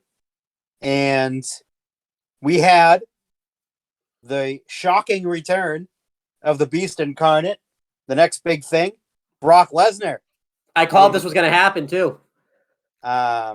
He comes in, F5's the shit out of Bobby Lashley, and puts Theory on top of him. And Theory is still your United States champion. Yeah. It was a good match. And again, I didn't have any problems with. I love babyface cowboy Viking Brock. That is that Brock is awesome. Yeah. Because he's not coming in just for a championship match or just for a championship feud. He's doing other things. Yeah. We're finally getting Bobby versus Brock again, Mm-hmm. like something that Vince never wanted to do. But yeah, it just adds more fuel to the fire to that match, and it carries over into SmackDown, which we'll get to. Yeah. I like this no DQ match. It wasn't very long. I think it started at like 10:40 or something. But I don't think the match actually started to 10:50 because of like commercials and stuff. But I liked it a lot. It was booked pretty realistically. I think they could have used the no DQ stip like a little bit more. I think they just did like the tables and the chairs and stuff. And yeah, I love I knew Brock was coming out right when it was announced as a no DQ match because of there was no other reason for it to be a no DQ match. And I really liked it a lot. It does tie into SmackDown, and I just enjoyed this. As for Raw, I think this is an easy A show.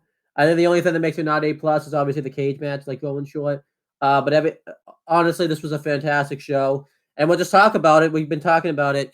It definitely shows a difference between a nostalgia show run by Triple H versus run by Vince, because we should have done a retro for Raw 25 because we could have perfectly made that comparison, but we didn't have the time. But Raw 25's retro Raw 25 show run by Vince was a completely different show where it was all nostalgia, no storylines were furthered, anything. This was completely different. We had storylines furthered and nostalgia all in the same show, and it worked really well. And honestly, this would have been a perfect show had that cage match, been able to actually happen and stuff like that. So I love this show. It was easily an A show. What did you think? I would have went in the plus range too.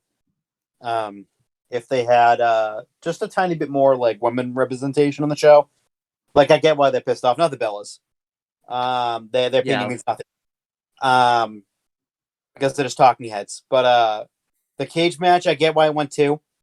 But yeah, we're gonna get that match at a later date, probably on Monday. Yeah. I think steel cage match. I think again, which I prefer. And it's gonna go 20 minutes or 30 minutes, and it's gonna be a fucking banger of a match. And it'll probably close the show too, as they make it for them too. So overall, like, it's gonna get an A. It would have been a plus if they had the cage match, because I think, again, as I said multiple times, they just have great chemistry. Becky and Bayley, and that match would have been great. So, That All was right. Raw, baby. Now it's time my turn. Like you said, with the nostalgia shows from Vince to Triple H, big difference. Whereas that was all nostalgia, no storyline. This was all nostalgia and moving storylines. Yeah, we've seen that a couple of times because you remember when they did the DX tribute Raw, it was further in storylines and they did the thing at the end and whatever too. So it was like, I think this is gonna make people okay with the nostalgia coming back now that the shows are run by Triple H and stuff like that. So, going through, I know this show didn't happen next, but I'm just gonna cover the main event now. It happened on the 25th of January, 2023. We had Byron Saxton and Kevin Patrick on commentary. It opened with Bronson Reed versus Akira Tozawa. This was about the same type of match they had on Raw a few weeks ago. Tozawa this time around put up a bit more of a fight, but Bronson Reed still ended up winning. They showed a thing with Nikki Cross backstage acting crazy. And then afterwards, it led to a match between Dana Brooke and Nikki Cross. They had a pretty well-worked match here. About the same match you've seen Nikki Cross and Dana Brooke have. Nikki Cross ended up pulling out the victory with the swinging neck breaker thing. And then that was about it. It was a pretty easy show to watch. I'll give it like a C, pretty okay. The crowd obviously wasn't into it, obviously. Not because it's main event, but I think they were saving their energy because main events obviously taped before Raw. And they wanted to save their energy for that, which is perfectly fine. And, a lot of people probably still like filing it and all that type of stuff. So I also wanted to talk about this because we're about to get negative for a second. Let's talk about NXT. Probably the worst Triple H produced show I think that's happened since he's taken over. And I'm going to say this, not his fault because I don't think he booked this show. There's no way Triple H booked this show. There's no way. It's all Shawn Michaels. Yeah. I think it's one of those examples we've talked about before when we talk about Dynamite, where sometimes it's the best wrestler. You could be the best wrestler in the world, but you don't necessarily book the best stuff. I think Shawn Michaels is kind of a little bit of an example of that. Because I think we talk about it. I don't think anyone would think of like Michael Hayes as like a great wrestler, but he's a great booker and stuff. That's Shawn Michaels is the opposite of that. So NXT took place on January 24th, 2023. We had Booker T and Vic Joseph on commentary. I think Booker T was really unsufferable on commentary on various points in the show. We've talked about that before, though. We're not going to beat that to death. We had the intro. I'll just talk about that now. So apparently before Raw, there was a Instagram Live that Grayson Waller did where he went to the Performance Center and he challenged, he basically challenged and tried to provoke Braun Breaker to get into a fight with them. And it leads to him having to be pulled apart. It's really good. I think it's still on their Instagram page. If not, it's on Grayson Waller's Instagram page. It was Grayson Waller being really good here. And then he did, I don't know if you saw this, he did like an apology where he doesn't really apologize. He kind of just puts himself over and just puts down everybody. It's really good stuff. I'm really enjoying the work of Grayson Waller right now. So what did you think of that? I thought it was good. It was like, again, Grayson's as a fucking heat magnet. Yeah, he's really good at getting heat. It was really good, and I liked it. Yeah, it kicked off with Amy Hardwell versus Tiffany Stratton. Tiffany Stratton's entrance is different now. It's like a paparazzi type thing where she poses and they take a picture of it, kind of like what Fabian Eichner's gimmick was a little bit before he got called up and put back with Imperium. This match was pretty decent. I think it was mainly because of Indy Hardwell, though. This was probably the best match that Tiffany Stratton could have had. And this ain't saying much. This is one of the best matches on the night, which is kind of if a Tiffany Stratton match is the best match of the night, then oh my gosh, we're not getting for a good show. Tiffany Stratton ended up faking a knee injury, and the medical went to come down to check on her. And it led to her winning. She ended up hitting a airway crash onto Indy Hardwell for the win. The match was pretty decent. Obviously, Tiffany Stratton was going to win. Really didn't have any issues.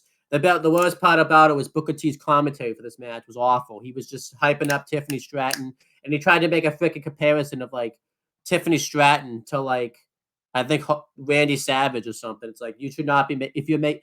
Obviously, I really hope that's not Booker T being genuine right there because yeah. What did you think of this? I mean, it was all right. Yeah. Then like you said, it was definitely the best match of the night for sure. Yeah. There might have been one better, but we'll talk about that later. Then we had Jacy Jayne get interviewed. I think they, by the way, we should talk about this too.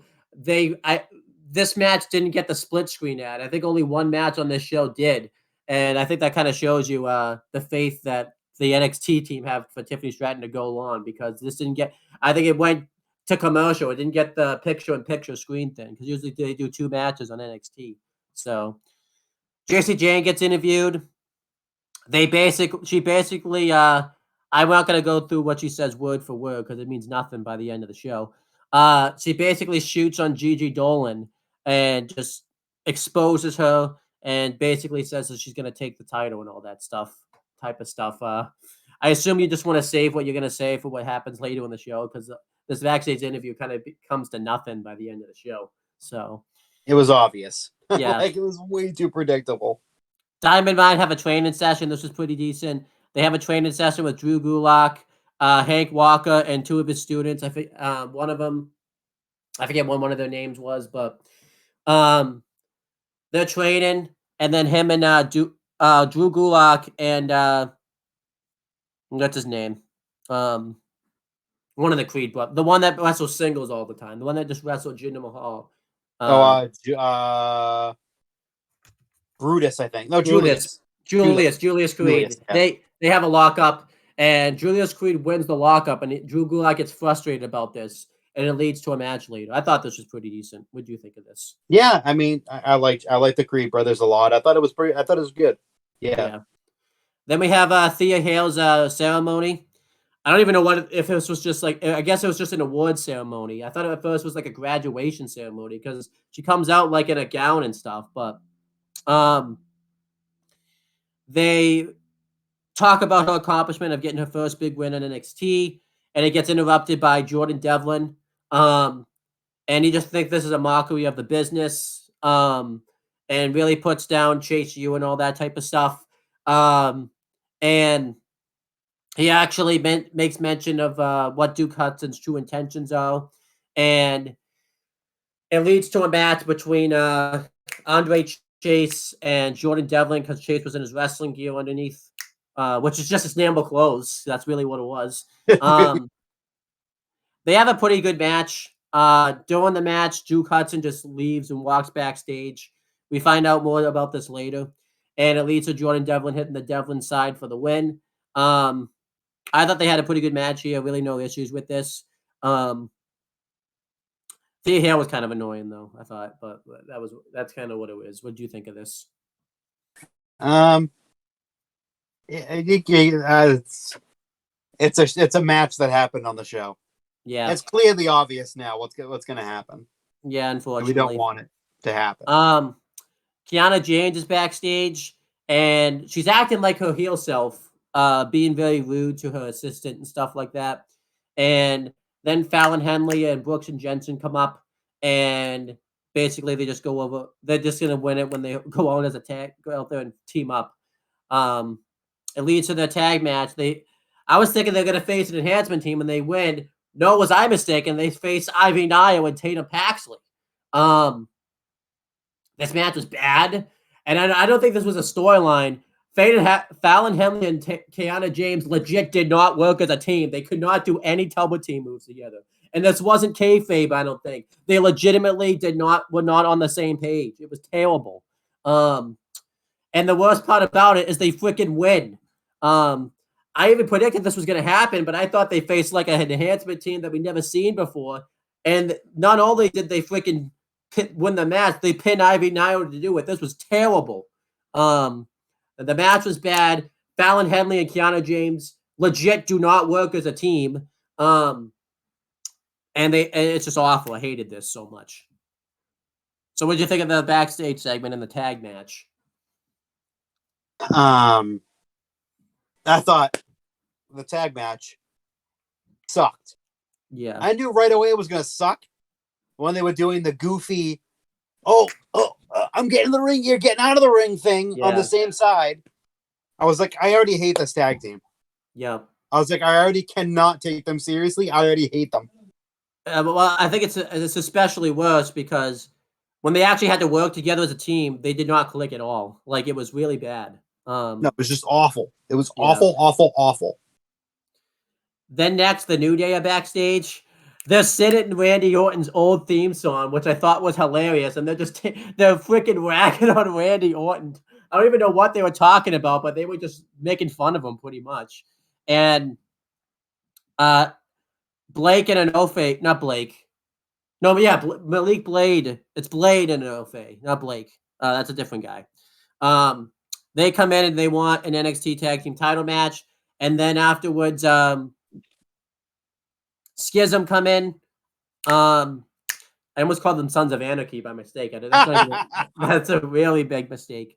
And they want a tag title match, so it leads to a New Day Invitational match where whoever wins that match next week will get added to the match at Vengeance Day.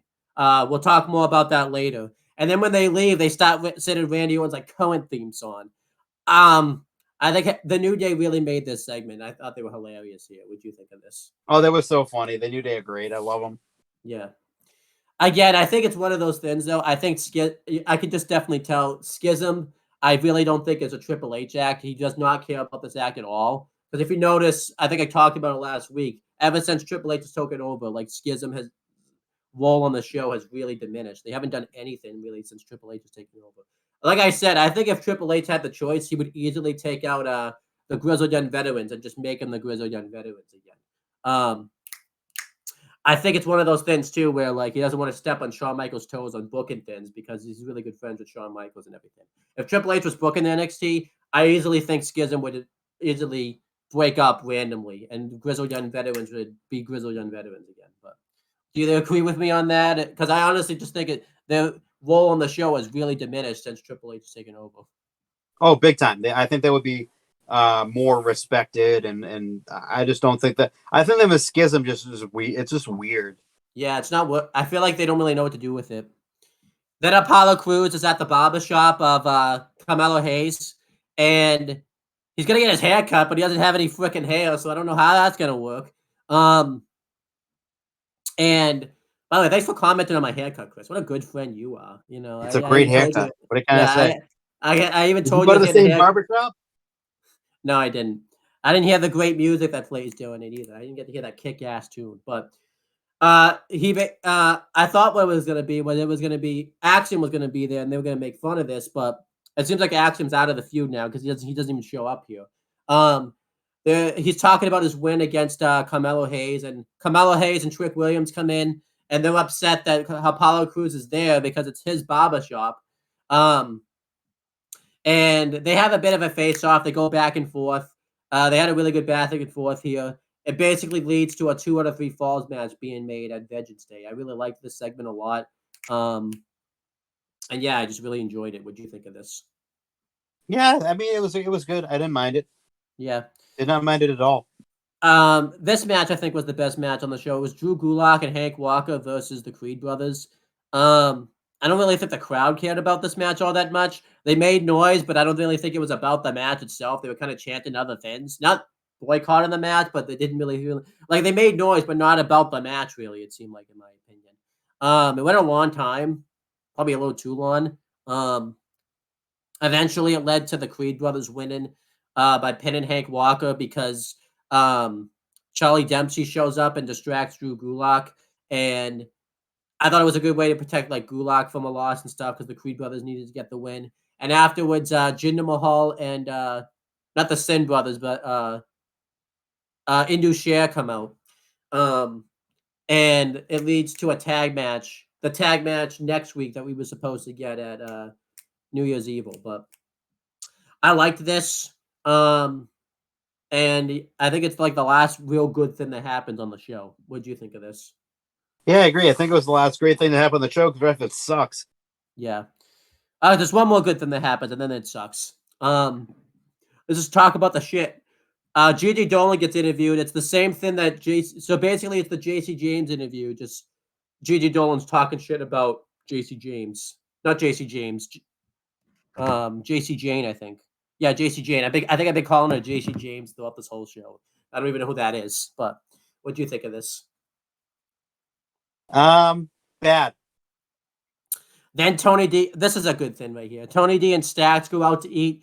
They're at a restaurant. It's pretty much implied this restaurant's like connected to the mafia, I think, because they've Tony D and Stacks are very well known in that restaurant. And they get to rent out like the one private place in the restaurant, like the whole restaurant, like the whole half of the restaurant, pretty much. And Tony D and Stacks talk about what's happened since Stacks has become the undercover boss. A lot of people are talking, and a lot of people are like wondering what he's going to do now as undercover boss. And Stacks says he wants to go up against the biggest and baddest person in NXT. Well, he actually doesn't say in NXT. He just says he wants to go up against the biggest and baddest person. So that could be some random murderer like in the streets, I guess. I don't know. And then it gets kind of weird. Like the waiter comes up and he mentions like this guy says, "Thank you for taking care of this problem." Like I think they killed somebody. That's basically what was implied here. And then it ends, and that was it. This segment was kind of good. I really liked it. I liked Stacks here. I thought he was good, but I'm really honestly, if you've seen like Goodfellas and stuff, that's kind of what this segment was. It was kind of them doing mafia stuff. What did you think of this? I thought it was really good. Again, like I like the mafia gimmick. It's really good. I like it. Next, Wendy Chu faces Elektra Lopez. Earlier in the day, Elektra Lopez has a conversation with Valentina Feroz, and she wants her to come out there and watch her match with Wendy Chu. To see like how things go, I guess, or something like to see how cheating can lead to victories and stuff. She doesn't come out there until like a couple minutes. I don't know what the hell she was doing. And dancing? Huh? She was dancing, I guess. Eventually, behind the ref's back, Valentina Feroz distracts the referee, and Elektra Lopez pulls out the brass knuckles and hits Wendy Chu with them, and it leads to her winning. And then Valentina Feroz is just like, "What the hell? Why'd you cheat?" Even though she's the one that distracted the referee that caused her to cheat, anyways. Like, what was going on there? Like, I don't understand. This was really bad. This match was really bad. And I really understand now why Elektra Lopez wasn't called up with Legado del Fantasma, because she's bad. So what do you think of this? The match sucked. Both of them suck. The show sucked. Yeah. And then Josh Briggs and Fallon Henley are backstage. Josh Briggs tells Fallon Henley that he went to Shawn Michaels and he got Fallon Henley and Kiana James at NXT Women's Tag Title match, and she's mad about it because she didn't approve of it. And she said that she has to think about it. So yeah, no shit, she didn't approve of it because she doesn't like her. But there's more on that later. You think, I bet it was thinking, they're just gonna wait a week. It's to build drama. Nope, they do more of this later. But next, though, we have. I'm just gonna talk about all these segments at once. Valentina Feroz and Elektra Lopez have a backstage thing. It was basically, why you cheating? Shouldn't be cheating, and you have to do. Elektra Lopez says you have to do this type of stuff to get ahead in the wrestling business. So this is bad. Mackenzie Mitchell's backstage. She's supposed to interview Stevie Turner, but instead Stevie Turner comes up on the TV screen, and she basically just does a live stream where she accepts super chats and answers the questions. And like any question that Mackenzie Mitchell asks will be basically she's, I'm going to answer it in the super chat. And coincidentally, the super chat's the same question Mackenzie Mitchell asks. What a coincidence. I think this was really bad because you could obviously tell that Stevie Turner was pre-taped, so there was a bit of a delay. Because I think there was a time where Stevie Turner talked over Mackenzie Mitchell because they played the video too early and all that type of stuff. Pretty much, they announced that Stevie Turner's debuting next week. I really don't like this gimmick that Stevie Turner has. It's the vlogger gimmick, but it's just not connecting and it's not working. So we all these backstage segments, what do you think of them? Bad. Yeah. Then Grayson Waller gets a promo. This is the last great thing that happens on the show. He cuts a promo ragging on Braun Breaker. Braun Breaker's seen watching this backstage. He goes out to the ring, and it's a bunch of the people in the locker room and stuff are trying to talk him out of it. But eventually he still goes out there. I guess the guy playing his theme music was cool with him going out there because they play his theme music and everything. He fights Grayson Waller. He goes through a spear through the Grayson Waller through like the barricade, but Grayson Waller moves. He himself goes through the barricade, and that was it. I actually like this a lot. It made Grayson Waller look really smart, and it gets him all this heat. I think something needs to happen next week though, where Braun Breaker gets one over Grayson Waller, because I think it's going to get to a point where if Grayson Waller continues to get the advantage, I think it's going to be obvious he'll lose. So I think Braun Breaker needs to get like something big over Grayson Waller 1 week. What would you think of this? I agree. Yeah, they need Braun to look competent for at least a week or two. But yeah. Well, it has to be a week because it's the go home show next week. So or two. They could have him look strong the following week too. Yeah.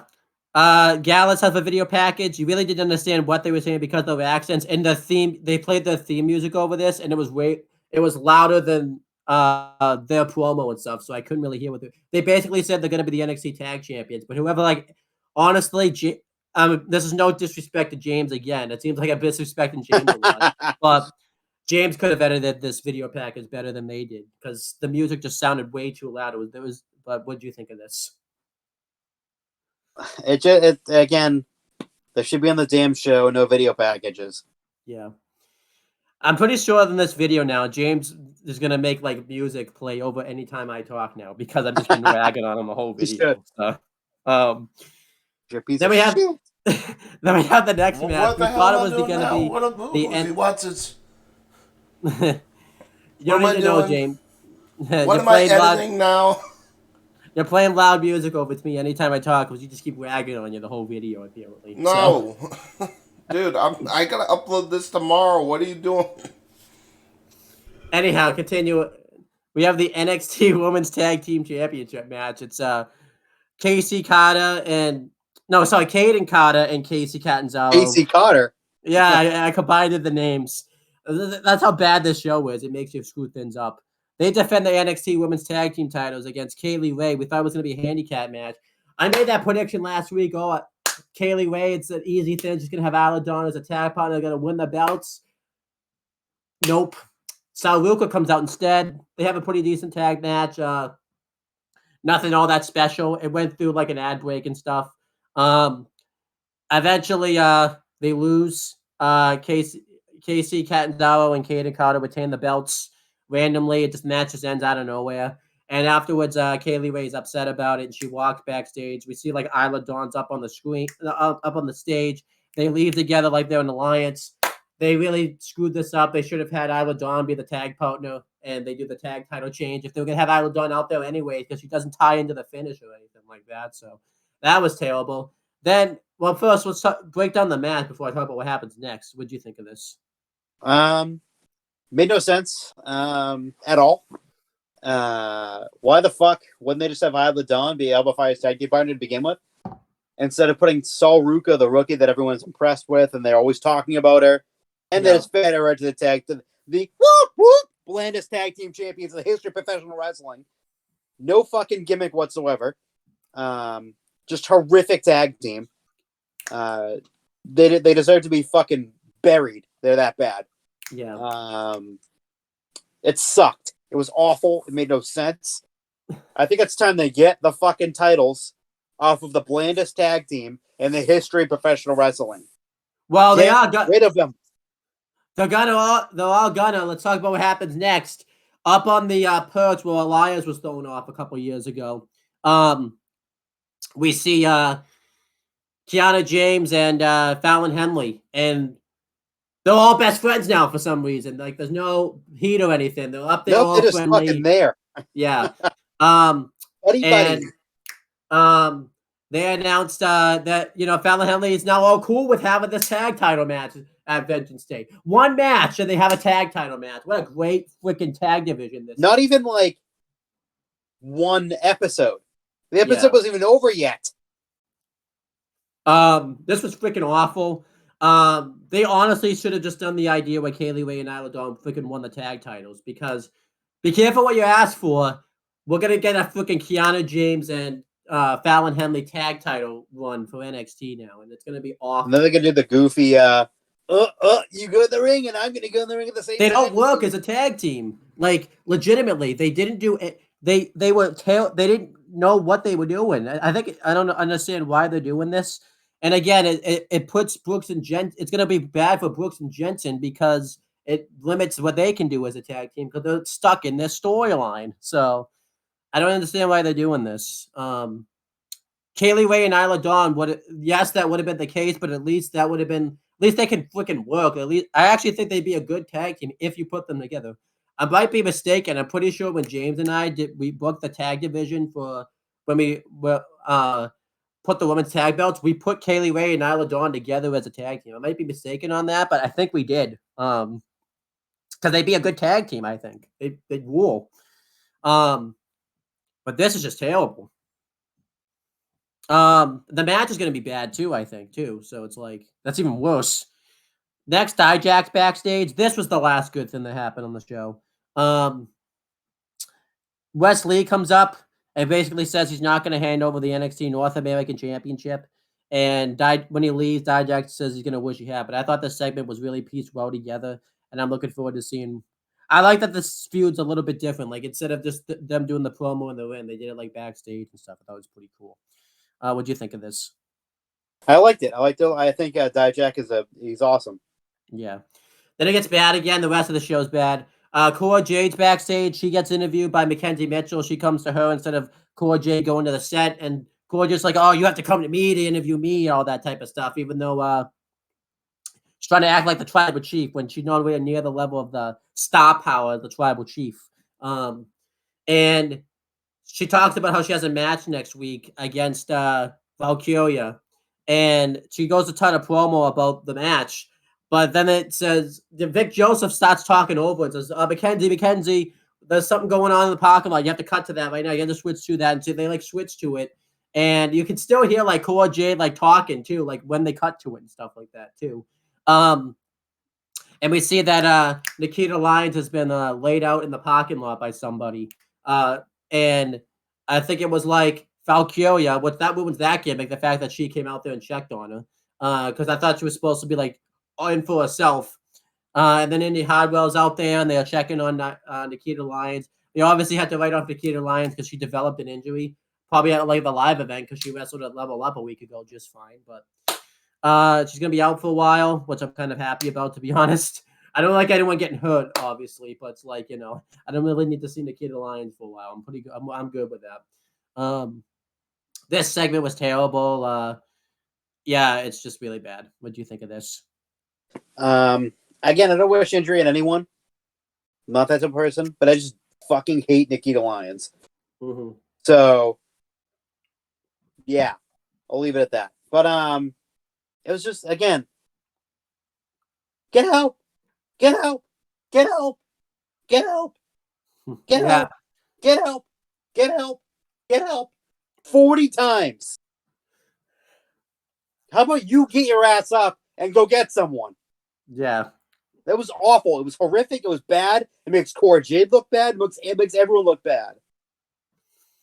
And I can guarantee you, when she comes back some point in the next 9 months or whatever, how long it takes, it's going to be Zoe Stark, and they continue this shitty fucking feud. Yeah. Next, Chase Hughes backstage, and Duke Hudson comes up, and Andre Chase wonders why he just walked off, and he said, he understand. He feels that Andre Chase doesn't trust him, so he went backstage and he talked to Shawn Michaels, and he wanted to get them an NXT Tag Title match. And Shawn Michaels told him to talk to the New Day, and he says, "Well, what do they say?" And they asked that about Shawn Michaels. And Duke Hudson has like this disappointed look on his face, like they said no, but he said, "We just have to enter the New Day Invitational, so we're gonna win this." And it was like this awesome thing where like he like changed his tune like really quickly. It was really good. So now the Chase U the New Day Invitational is now a triple threat match. I like this backstage segment here. I mean, it sucks because we know where it's leading to, but for now, I guess it's enjoyable. What do you think of this? I liked it. Again, Chase U being in it's awesome. I like Chase U. Yeah, it's going to be really good. I'm I'm gonna let you break down this next segment because I think you can break it down like quicker than I can because you're good at breaking down segments like this. It's the NXT Women's Championship Summit. Okay, so they're basically roasting each other, Gigi Dolan and JC Jean, in the most like monotone, fucking clearly fake dissension story. Obviously predictable from the fucking first promo. Completely predictable. And you know who bought into it? Both the commentators and Roxanne Perez. Yep. They both bought into it. Are you that stupid to be able to fall for something like that? And they got up like they were going to fight, and then they just slammed Roxanne's head down on the table. I know. And then they both held the title up. And I was like, that couldn't have been more predictable if you tried. It's awful. That might have been the worst segment in NXT history. Yeah. It was fucking awful. Roxanne Perez deserves so much better than that fucking horse shit of a segment. Negative 85 stars, negative a million. It was fucking awful. It was so bad. I went from caring about that match a tiny bit to caring about it 0%.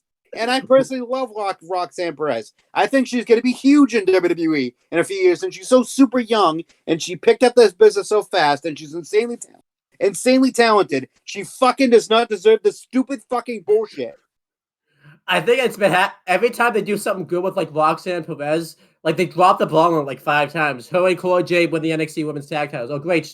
Off to a great start. Then they randomly, have Cora Jade turn on her, and they do like that storyline that like should have been done like honestly, the storyline with Cora Jade should have been done like right now instead of like when they did it like a year ago. Like it would have made more sense. And exactly. Then they did this. And then she wins the belt. She starts getting some momentum as champion. And now she's stuck in this storyline with Toxic Attraction again. One thing that's been proven is we should freaking worry about the direction of Toxic Attraction if they split up, because as we've seen, when the GD Dolan and JC Jin have to cut promos by themselves backstage and stuff, they can't do it. The best bet is they need to get Chelsea Green in there and just pair them up with Toxic Attraction, because that's the only thing that can save it. But again, I think they want to, because of Mandy, I think they want to set. I think, especially too, because she won't shut up now. They want to separate the group because Mandy Rhodes' fingerprint is all over that group. So I think they want to separate this group as fast as they can. Which I don't know how they're going to do that now because they just went and did this segment right here. So it's like, what are you planning here?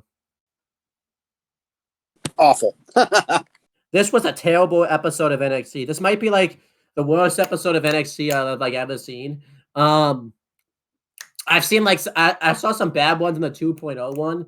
I think the only bad one, the one that made me like stop watching NXT for a while, was the one where Cora Jade turned on Roxanne Perez. That was a pretty bad episode of NXT. But honestly, I think this one was worse just because. But at least a good match came of it, though. Despite the fact that like it shouldn't have happened, at least the match was good. Yeah. But yeah, this here was just terrible. And funny thing is, the thing that La Bellas wanted, we got it all women's NXT and stuff, and it was freaking terrible. I hate to say it.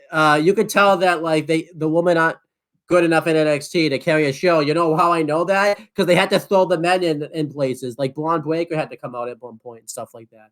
And look, I'm not being a sexist. I would say the same thing if the men were bad. Like this is just the truth here. Like the women in NXT aren't good enough to carry a show just by themselves. That's just fact here. Like it is fact. Yeah. And of course the Bellas had to jump the gun. Like the Bellas should have freaking waited a day to say something. But this NXT show is a freaking D-. It was freaking terrible. I was gonna say D, but honestly, this segment, like this show, was just so bad, and I'm in a bad mood now that it's getting a D-. So, what would you grade NXT? F+. There you go. The worst episode of NXT I've ever seen in my life. I thought 2.0 had some good shows, but none of them were as bad as this horse shit. Yeah. And you know what's gonna suck too? Nothing's gonna change because I don't think Triple H is gonna make the change of having Shawn Michaels not be head booker because him and Shawn Michaels are such good friends. Like something has to change. I don't understand what Shawn Michaels is thinking booking shows like this. And again, it's an example of how times you could be the best wrestler in the world, but your booking can suck. And this is an example of what happened with Shawn Michaels here. I don't know what he was thinking, what he was doing on these shows. Just awful. I'm going to cover Level Up now again because it has to do with NXT. And then we'll do predictions for next week's NXT. It aired last night, January 27th, 2023. We had Byron Saxon and Vic Joseph on commentary for it. That probably should be the permanent commentary team on Level Up because it's the best one you can probably get. It kicked off with Dante Chen versus Cal Dixon. They had a pretty all-right match here. Dante Chen won with what's that name of that thing they used to do in like Dragon Ball where they would do like a fireball thing or whatever. That's how he won. So because he looks like a Dragon Ball character, which I think is what his gimmick is. So then we had an interview with Lola Vice. She cuts a promo talking about how she's a former MMA wrestler and picked up this business really quickly. So she faced Lola Vice faced Danny Palmer. I actually thought Lola Vice was going to win because she got the interview. And on Hulu, because that's how I watched Level Up, it just says Lola Vice makes her debut. So I actually thought she was going to win. She didn't win. She got rolled out by Danny Palmer and lost. They had actually a pretty good match together. Lola Vice gets a near fall on Danny Palmer with the spin and kick. But I really enjoyed this. I thought it was good. I give it like 3 stars if I was doing star ratings. And then we have Oliver Carter versus Scripps because it's all caps. You have to scream it. Good match here. I think they've given up on Scripps because you could tell because he's not even on the shows anymore. He's just on Level Pretty Up obvious. now. And they completely moved on to something new with the NXT Anonymous thing. So Scripps ended up getting a roll-up victory on Oliver Carter. They had a pretty good match here because Scripps can work. We've seen Scripps work before under different gimmicks and stuff like that. So good match here. I think they've given up on Scripps, though. I think they should do something new with Scripps and pull him out and have him do something else now. I'm still starting to think you're Scripps because what a coincidence you start watching NXT again and he doesn't show up on NXT. That's pretty coincidental right there. But NXT Level Up was pretty good. I'll give it like a B minus. I liked Oliver Carter versus Scripps, and I liked Lola Vice versus Danny Palmer. So there you go. Let's do predictions for NXT next week real quick because I want the last predictions we do to be the Rumble because that makes the most sense. Let me find my photos for them. We have 3 matches announced for next week. We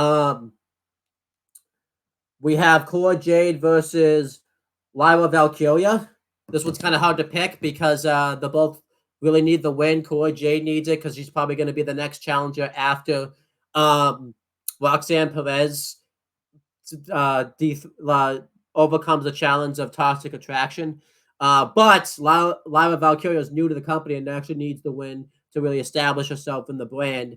And I'm going to pick that. I'm going to pick Lyra Valkyria will win this. I actually think, Cora Jade easily could get the win back. They could do like a number 1 contenders match or something. But Lyra Valkyria really needs to get over. And I think her beating Cora Jade would be a good step to that. So what do you think?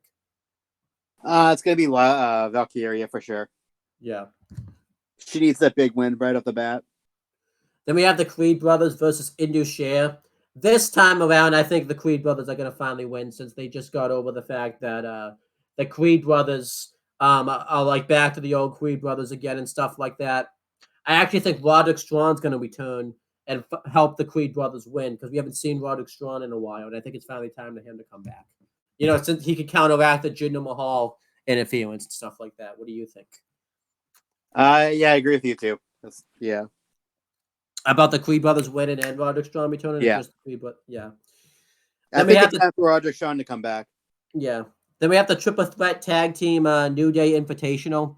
It's the Dyad, which is the Grizzled Young Veterans, versus Malik Blade and Edis Inove versus Andre Chase and Duke Hudson of Chase U.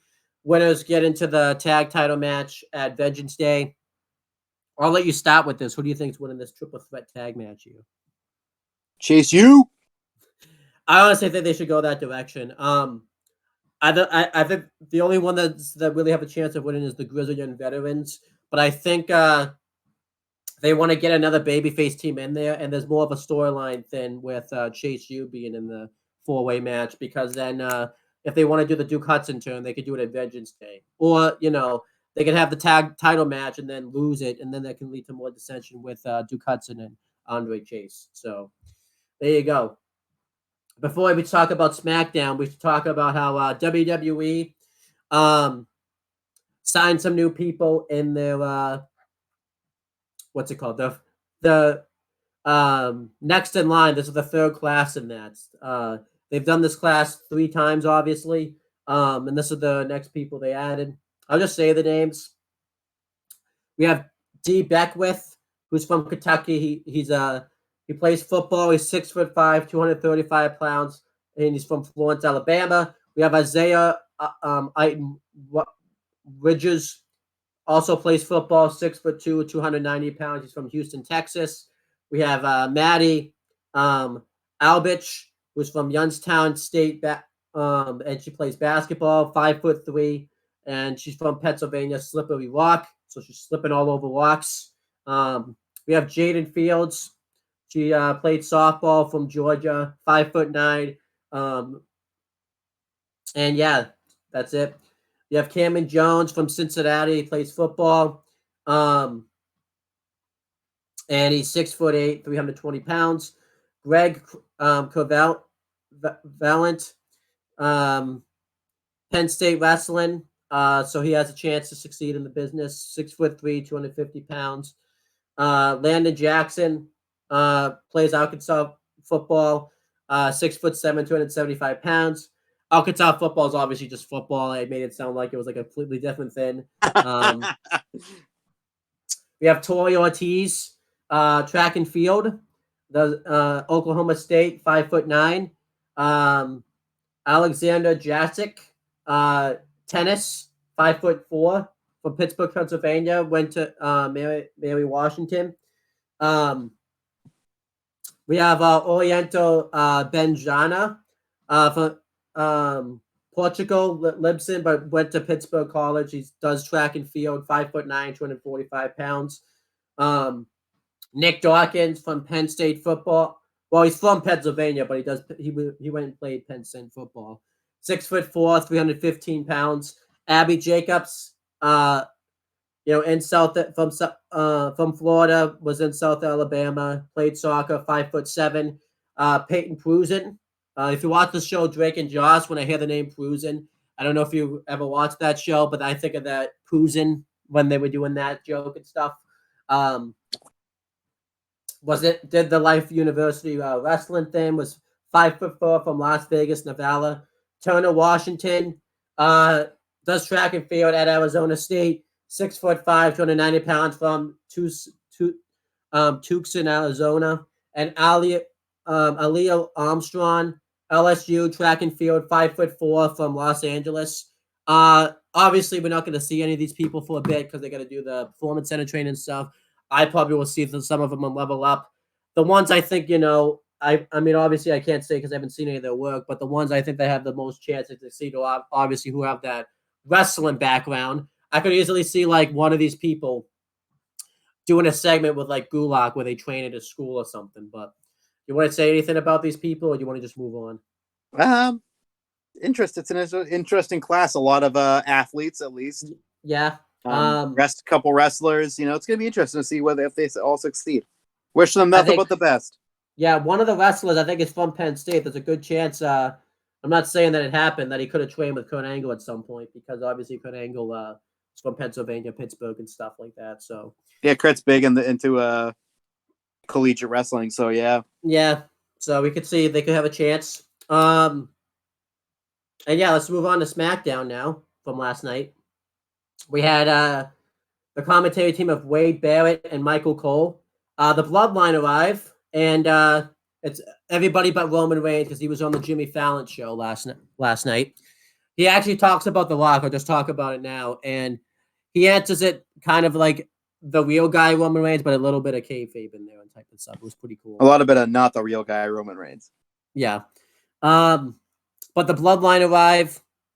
And when Solo and Jimmy Uso walk away, Jey Uso is by the production truck, not the production truck, but like the truck where they travel all their stuff and everything like that.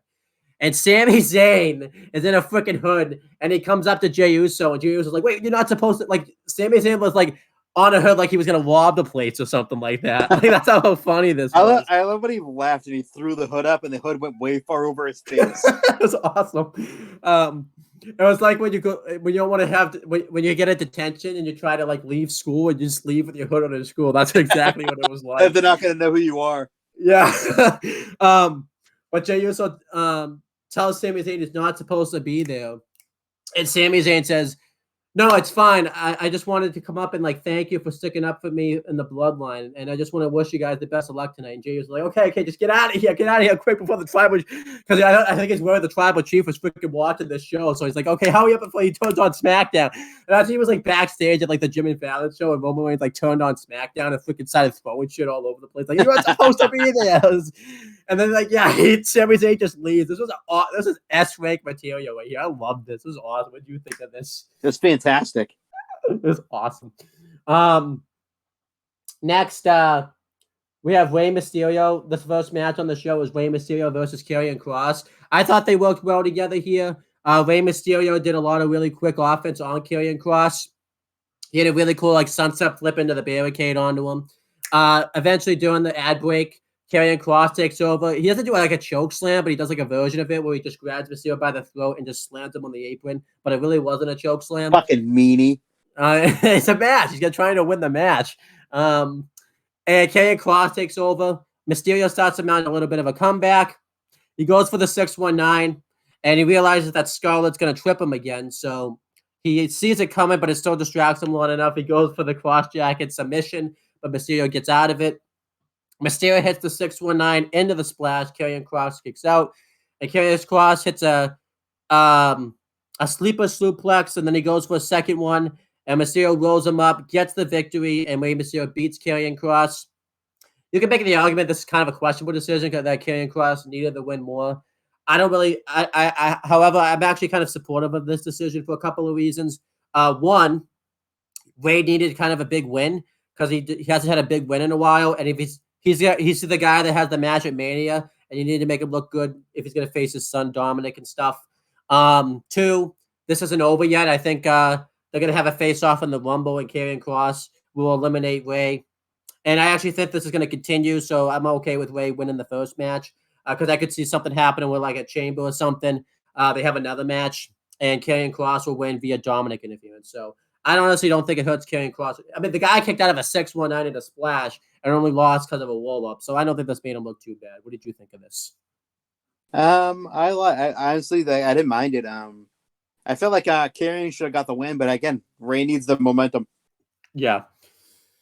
Next, Damage Control cut a promo. A lot of we're in the Rumble, we're gonna win it type of thing. That was pretty much what it was. They talk about Becky Lynch and stuff. What did you think of this? That's okay. Austin Theory cuts a promo. He talks about how he defeated Bobby Lashley and retained his U.S. title. He talks about winning the Royal Rumble. Then the New Day come out, minus Big E. It's just Xavier Woods and Kofi Kingston. And they talk about how they make fun of Theory because he's on Raw and he has 3 hours to get all the stuff in, but this is a 2-hour show. We can't be wasting time here. I thought that was a good joke. That was funny. And they talk about how Theory can't win the Rumble, so if he can't, who can? And they say they're going to win the Rumble. The Miz comes out, and he just got announced for the Rumble. He comes out and says that he's going to eliminate everybody. He really goes up against like Theory, and he's like the baby. He's like cutting a baby face promo on him. It was really weird. Like if they ever wanted to, if that's the match at Mania they want to do, I wouldn't complain about it. And then the Miz he tries to say I have a chip on my shoulder, but he couldn't think of the word, so he says I have that on my shoulder. And I think Xavier had to say, you have a chip on your shoulder, you say. You have a chip. And there's one point, by the way, in this match where Kofi Kingston breaks out his like Jamaican accent like during the promo. It was really good. And Theory and Miz attack the New Day, minus Big E, just Kofi and Xavier Woods. And then eventually Bobby Lashley comes out, lays out everybody. He does like the spinning back elbow onto Xavier Woods, which was cool. And Lashley says that he's going to be in the Rumble, and if he comes face to face with Brock Lesnar, he better watch out. Brock Lesnar comes out through the crowd, lays out Lashley with the I-5, and tells him he'll see him at the Rumble. So Lashley's now in the Rumble. This is all for the men's Rumble match, obviously, not the women's. That would make sense. But I like the segment a lot. I really liked it. It built to the Rumble match really well, and it was something different than just. Even though it was one of those segments where everyone came out and said, we're going to win the Rumble, there was other stuff like in it that made it really good. And obviously the Brock Lesnar appearance really put it over the top. And I love the fact that he's in the Rumble because it honestly makes sense for him to be in it. What did you think of this? I liked it. I did. I do really. I liked this. Was a really good segment. Rhea Ripley cuts a promo, talks about winning the Royal Rumble match. I don't know if you saw it, by the way, but Rhea Ripley and Dominic Mysterio did like a training session together like over the week. And it was like Rhea Ripley training Dominic Mysterio how to win the Rumble. A lot of them like making fun of Rey Mysterio and all that type of stuff. But what did you think of the Rhea Ripley promo? And if you want to talk about, you could talk about the Dominic and Rhea training thing they did. Yeah. It was a segment. Then we had Lacey Evans versus Jasmine Allure. Lacey Evans showed up here. Has a really bad match with Jasmine Allure. Jasmine Allure tried to get a match out of her, but it didn't work. She hits the camel clutch, which I think she screwed up the first time. Like, she had to reapply the hold.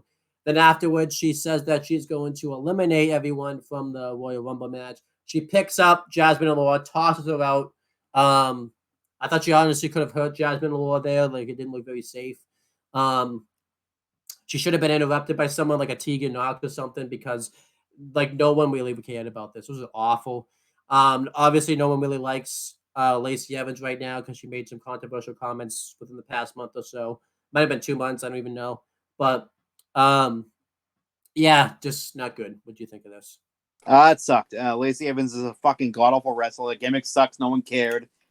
Yeah, she basically... She can't talk. Like, she's terrible. Yeah. Then Drew McIntyre and Sheamus get interviewed. They talk about the Rumble, and they hype each other up, saying they're gonna win the Rumble. They like slap each other in the chest and like on the back, like really hard, saying they're gonna Banger win the Bros. So they got rid of that now, I guess. Nope. To me, they will always be the Banger Bros. Which sucks because that was getting over too. But Caleb Braxton cuts them off and say, "Wait, you guys have to face Hit Row." And Drew McIntyre and Sheamus basically say they're going to send Hit Row back to like the rapping room or something like that. And they leave. They kind of like, they don't really think that Hit Row is much of a threat because they kind of went to them. So, yeah, that was good. Then it leads to when we were supposed to get Drew McIntyre and Sheamus versus Hit Row in the semifinals. I have here in my notes the SmackDown tag titles, but I think they've changed that now with the undisputed tag titles because they said it was just for the tag titles now. So I think they've gone and changed that. So now they'll face for both tag belts, but I'm really not sure. But the match doesn't happen. They get attacked from behind by the Viking Raiders. They destroy them. And during the break, they went backstage and they forfeited the tournament. They wanted to go beat up the Viking Raiders. And Hit Row thought they should just advance to the finals because Drew McIntyre and Sheamus can't compete. And Adam Pearce says, "Well, we want people to earn things around here." So he brings out their new opponents, Braun Strowman and Ricochet. And Ray Barrett actually points out that this doesn't make any sense because basically Braun Strowman and Ricochet basically caught a bye right to the semifinals.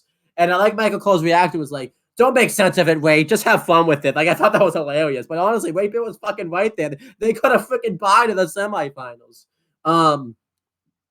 They have a pretty good like tag match with Braun Strowman and Ricochet. Eventually, they dominate Ricochet for a while. Then Strowman gets the hot tag, and he beats Ashanti the Adonis with the powerbomb. And yeah, Braun Strowman and Ricochet made it to the finals. I liked this. I didn't necessarily mind how they did this.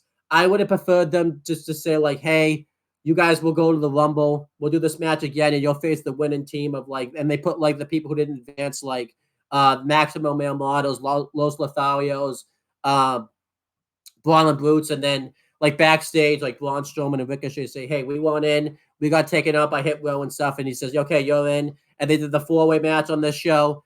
Strowman and Ricochet win the 4-way match. It's like a second chance thing or whatever, and then they face Hit Row on like the kickoff show at the Rumble. Because I feel like Strowman and Ricochet kind of got like an easy pass in the semifinals. And like I said, it didn't make sense considering the fact that Adam Pearce went on to say that like people have to earn things around here, but he just freaking gave Braun Strowman and Ricochet a bye to the semifinals. That didn't really make much sense, but I didn't have necessarily an issue with it. That just would have been how I would have done it. But what do you think of this? Yeah, it's just weird they got a bye to the finals. Well, the semifinals, they didn't. Yeah, semifinals, whatever. Yeah, it's they should have had to wrestle for it at least. It was just weird.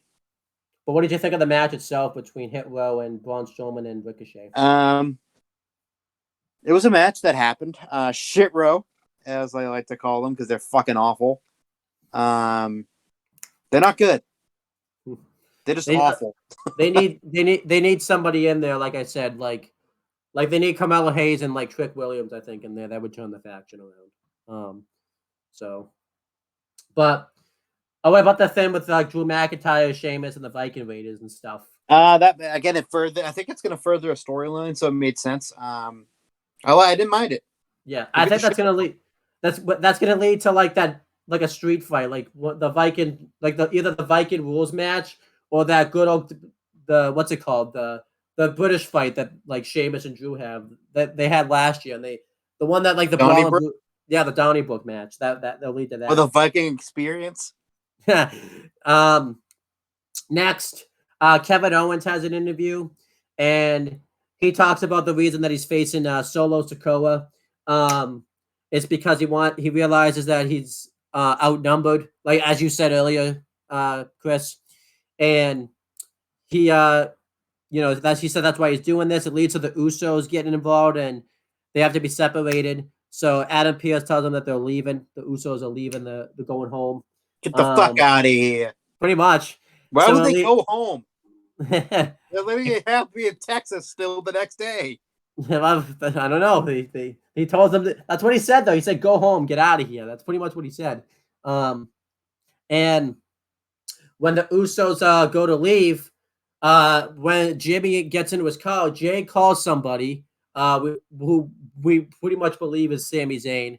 And he asks if he's still here, and he says, we need you.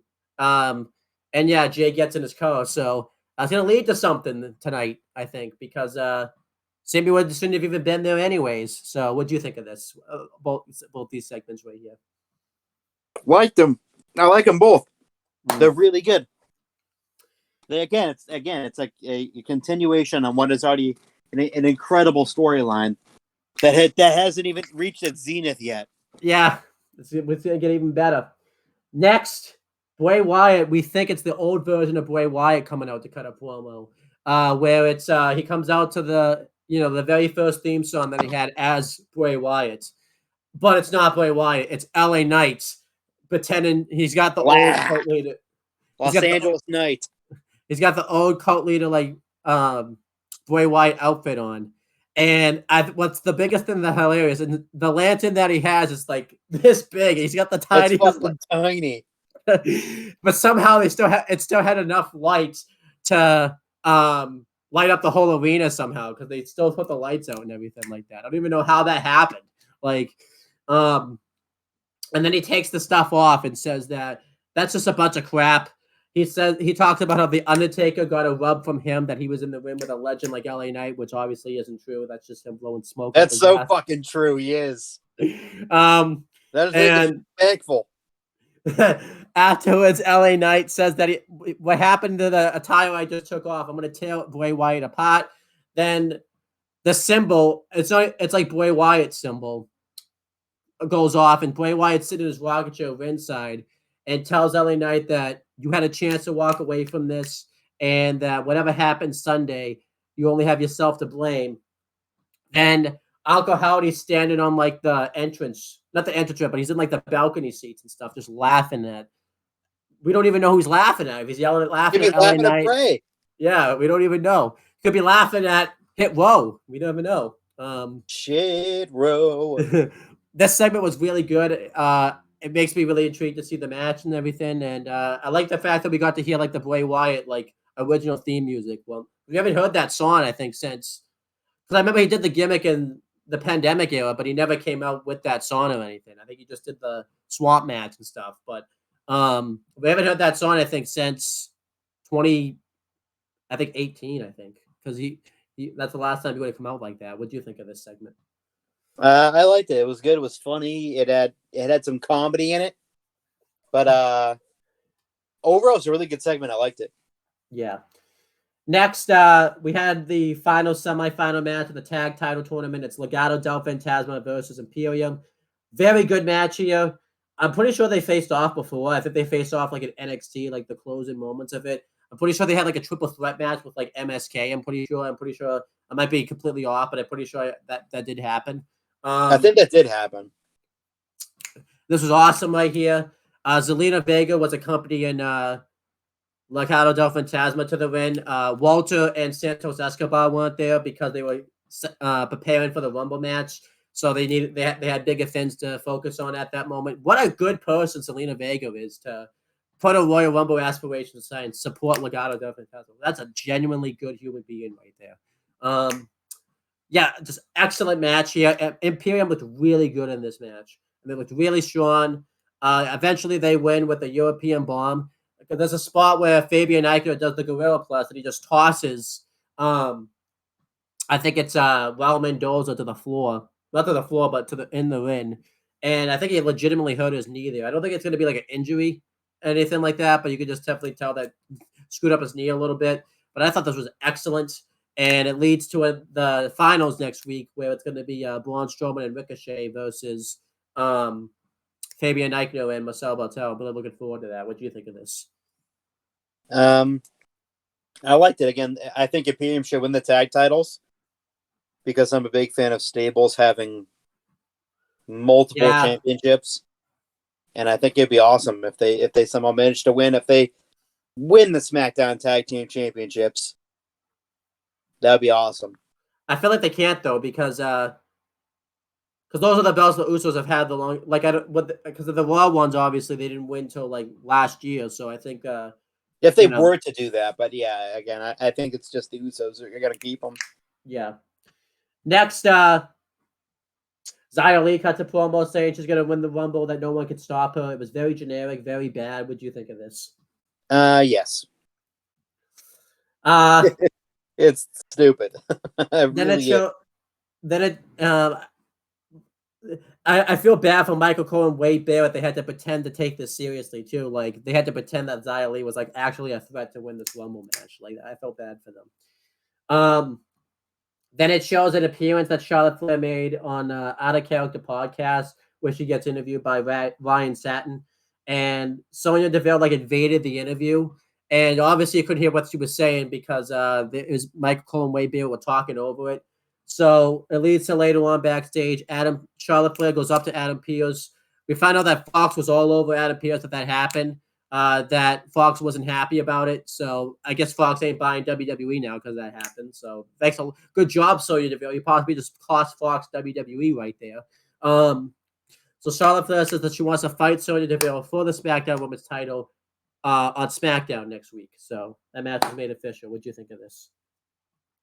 Yeah, so again, it was decent enough. Nothing spectacular. Yeah. Now, if Fox doesn't buy, if Fox a future match. If Fox doesn't buy SmackDown, are you going to blame Sonya Deville now? Yeah, it's all her fucking fault. That dumb idiot. Next was the main event. It was Kevin Owens versus Solo Sikoa. Excellent match here. Kevin Owens starts off the match really aggressive. Eventually, Solo Sikoa throws him back first into the barricade, then head first into the turnbuckle, then back first again into the barricade. And he just dominates Kevin Owens for a while. Eventually, Kevin Owens mounts a comeback, and they both just really start fighting with each other. Eventually, Kevin Owens has the match won with the Swanton Bomb, but Sami Zayn comes out. He has his hood on and everything over his face, and he puts Solo Sikoa's foot on the ropes, and he pulls him out of the ring, and Kevin Owens just yells at Sami Zayn for this. And it leads to Solo Sikoa going for a super kick on it, but he inadvertently hits Sami Zayn. And Kevin Owens hits a He goes to hit a pop-up powerbomb on him, but Solo Sikoa counters it. Solo Sikoa goes to splash Kevin Owens through the table. Owens sees this coming and then pumps out powerbombs.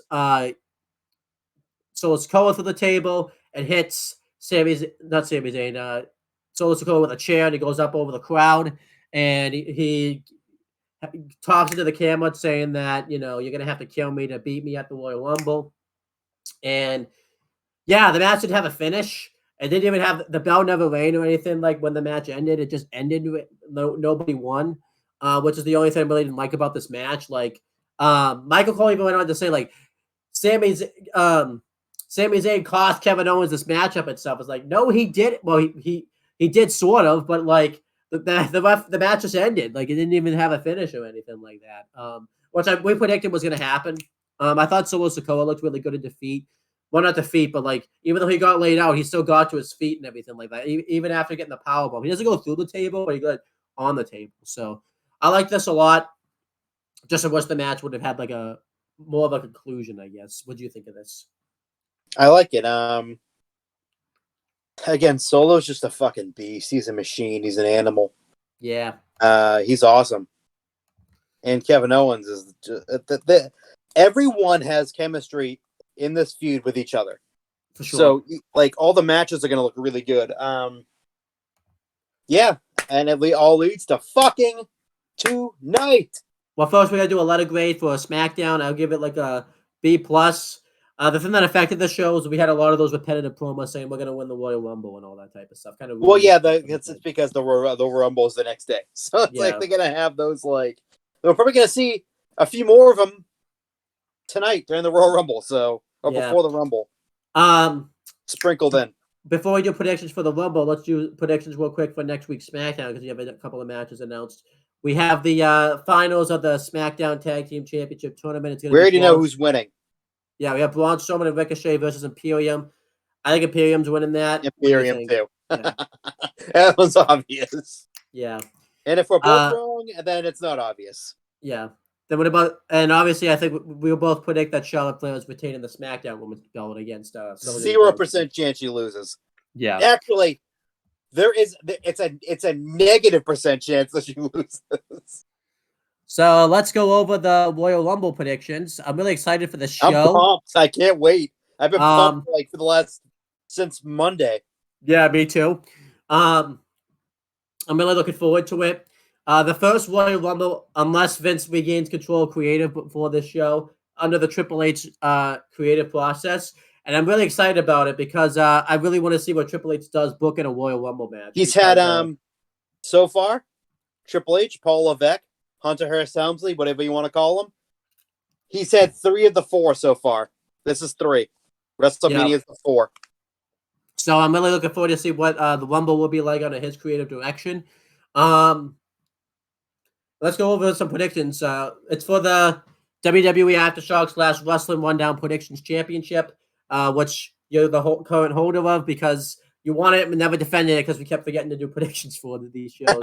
So that's true. This is gonna be between me, Chris, and Steve. I'll be reading Steve predictions. Chris has to go first because he's the champion, and we don't make that. I think I'm the longest reigning champion that's never defended their championship. Yeah, that's true. John, I was just saying, no, John Tuddy is, but yeah, that's never defended the title. You're the longest reigning champion. Yeah. Yeah, let's go over some predictions. We're gonna start first with the Raw Women's Championship match. It's Bianca Belair defending against Alexa Bliss. Who do you think's winning that match? I think it's time for Bianca to be the challenger. So I think Alexa's going to win because I think it's time to take the title off of Bianca. I feel like that should have happened in Saudi, but it didn't. So I think now it's time to get it off right now. I think Alexa's going to win. I actually think this could go either way. And I actually think Bianca Belair is going to retain. I think some spookiness is going to happen where it causes Alexa Bliss to lose. And, because I think she's going to hold it a year. I think she's going to make it to Mania. So that's my pick for that. Steve's pick is nothing because he's a loser. Bianca Belair. He picked Bianca Belair to retain the championship. Then we have the Mountain Dew Pitch Black match. It's Bray Wyatt versus LA Knight. I really don't know what to expect from this match. Bray Wyatt went on an interview on Out of Character or something and says he doesn't even know what this match is going to be like. So it'll be really interesting. They did like something like this at NXT UK last year where it was Isla Dawn versus Miko Satomura where the rim was all dark and it was just a hardcore match. I kind of hope that's not what it is because I want this to be something really special. But then the only thing we know about this match is you can only win this match by pinfall or submission. So I'm really interested to see what this is going to be. I'm kind of, this is going to have Bray Wyatt's fingertips all over it, I think. So, and obviously some of Triple H's probably, but mainly Bray Wyatt's. Who do you think is winning this match? I deliberated on this back and forth and back and forth. This is the only match where I was like, I don't know, but I did go LA Knight on this. I think Steve and I both agreed with you. We both picked LA Knight. I assume we both think that Uncle Howdy's going to get involved and screw over Bray Wyatt. Yeah, it's just it could go either way because it's Bray's first match back, but it also could lend credibility.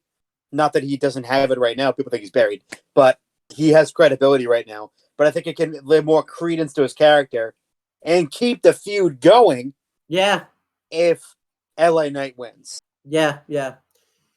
Then we have the next match is for the undisputed WWE Universal Championship. It's Roman Reigns defending against Kevin Owens.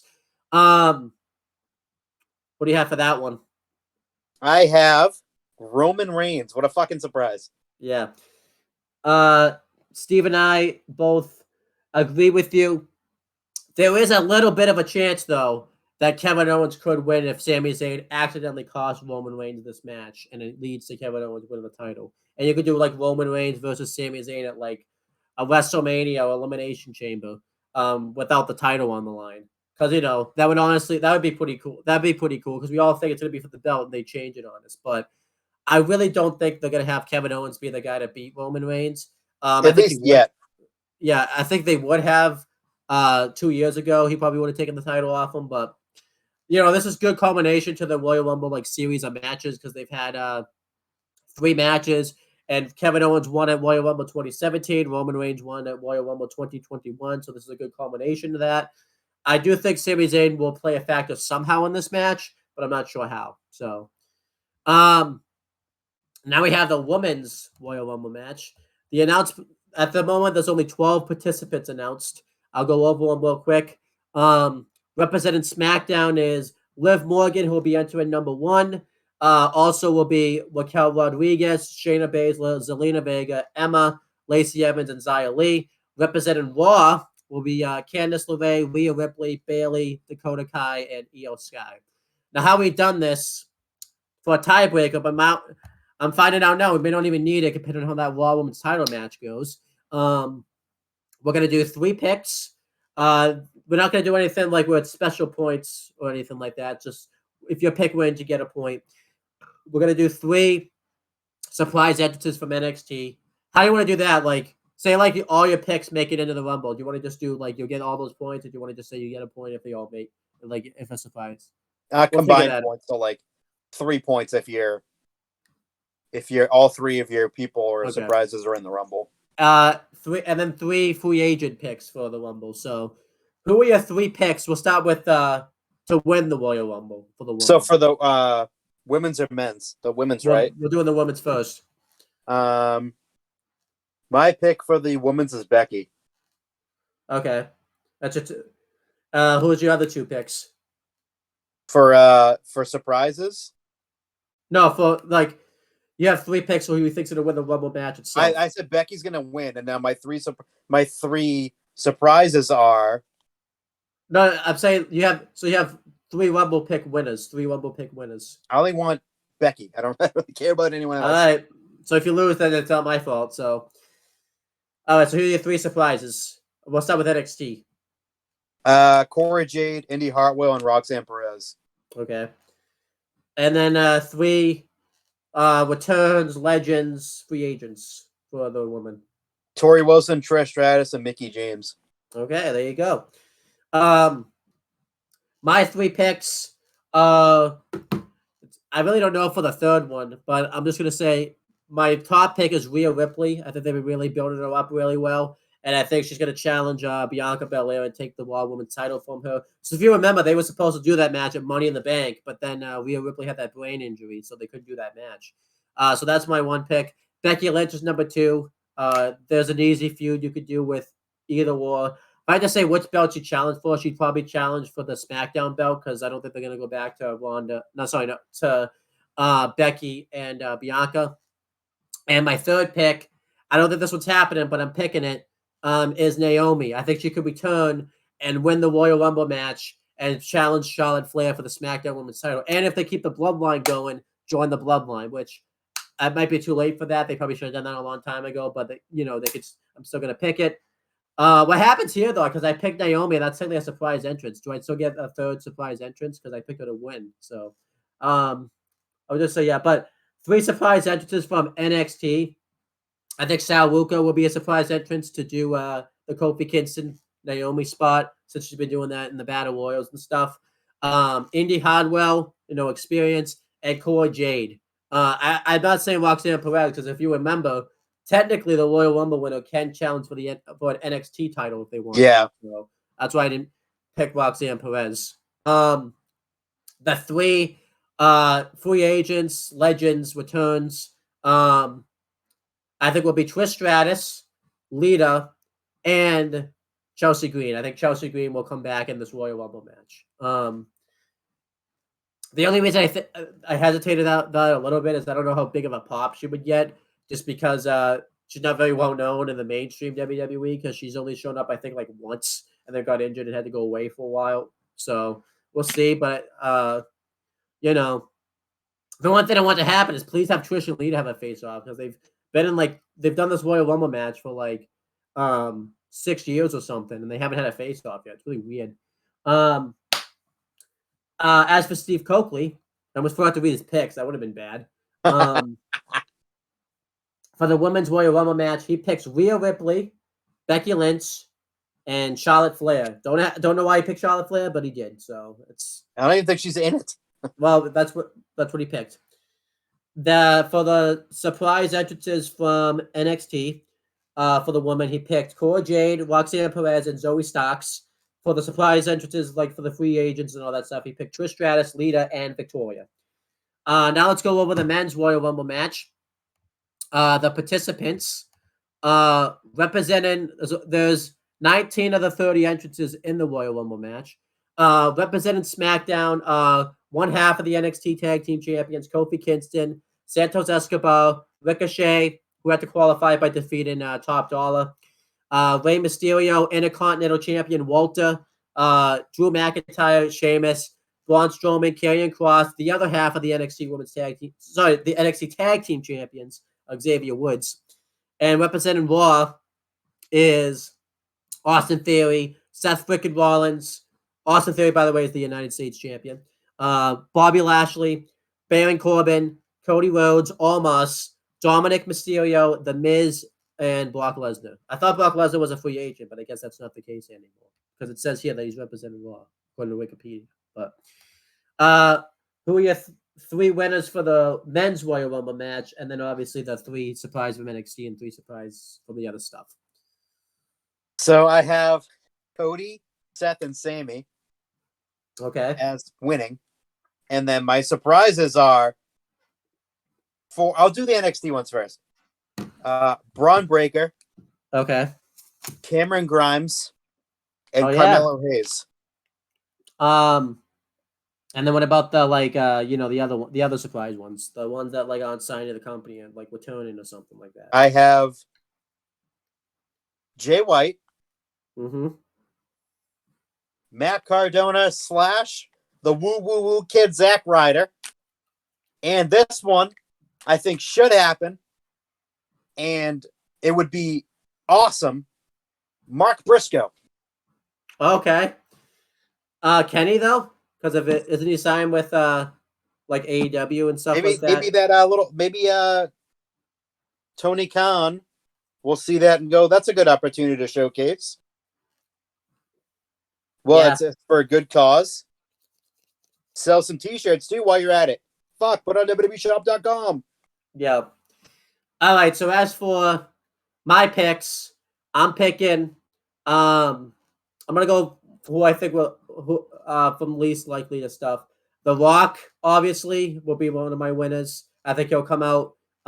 There's still a chance, that it's gonna be the Ed situation where he surprises everyone. He comes out, wins the Royal Rumble, goes on to challenge Roman Reigns for the WWE Undisputed Championship. That's one of my picks. Cody Rhodes. Makes a ton of sense in the world for him to win this Royal Rumble match. It would get him right back on track. And honestly, I don't think anyone would hate the fact that he's coming back and being also right in the title picture because it's the Triple H thing. But this is the one I want. I don't think it's going to happen, but I really think it's going to be Sami Zayn.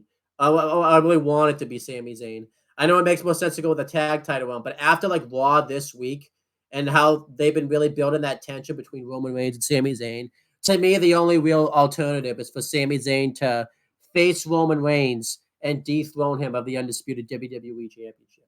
I mean, you could say, well, if The Rock's in the Rumble, what happens if he's in it? They could do something where Roman Reigns and The Rock face off for one of the titles in the main event. Because remember, they still have that idea where they could have Roman Reigns have two matches.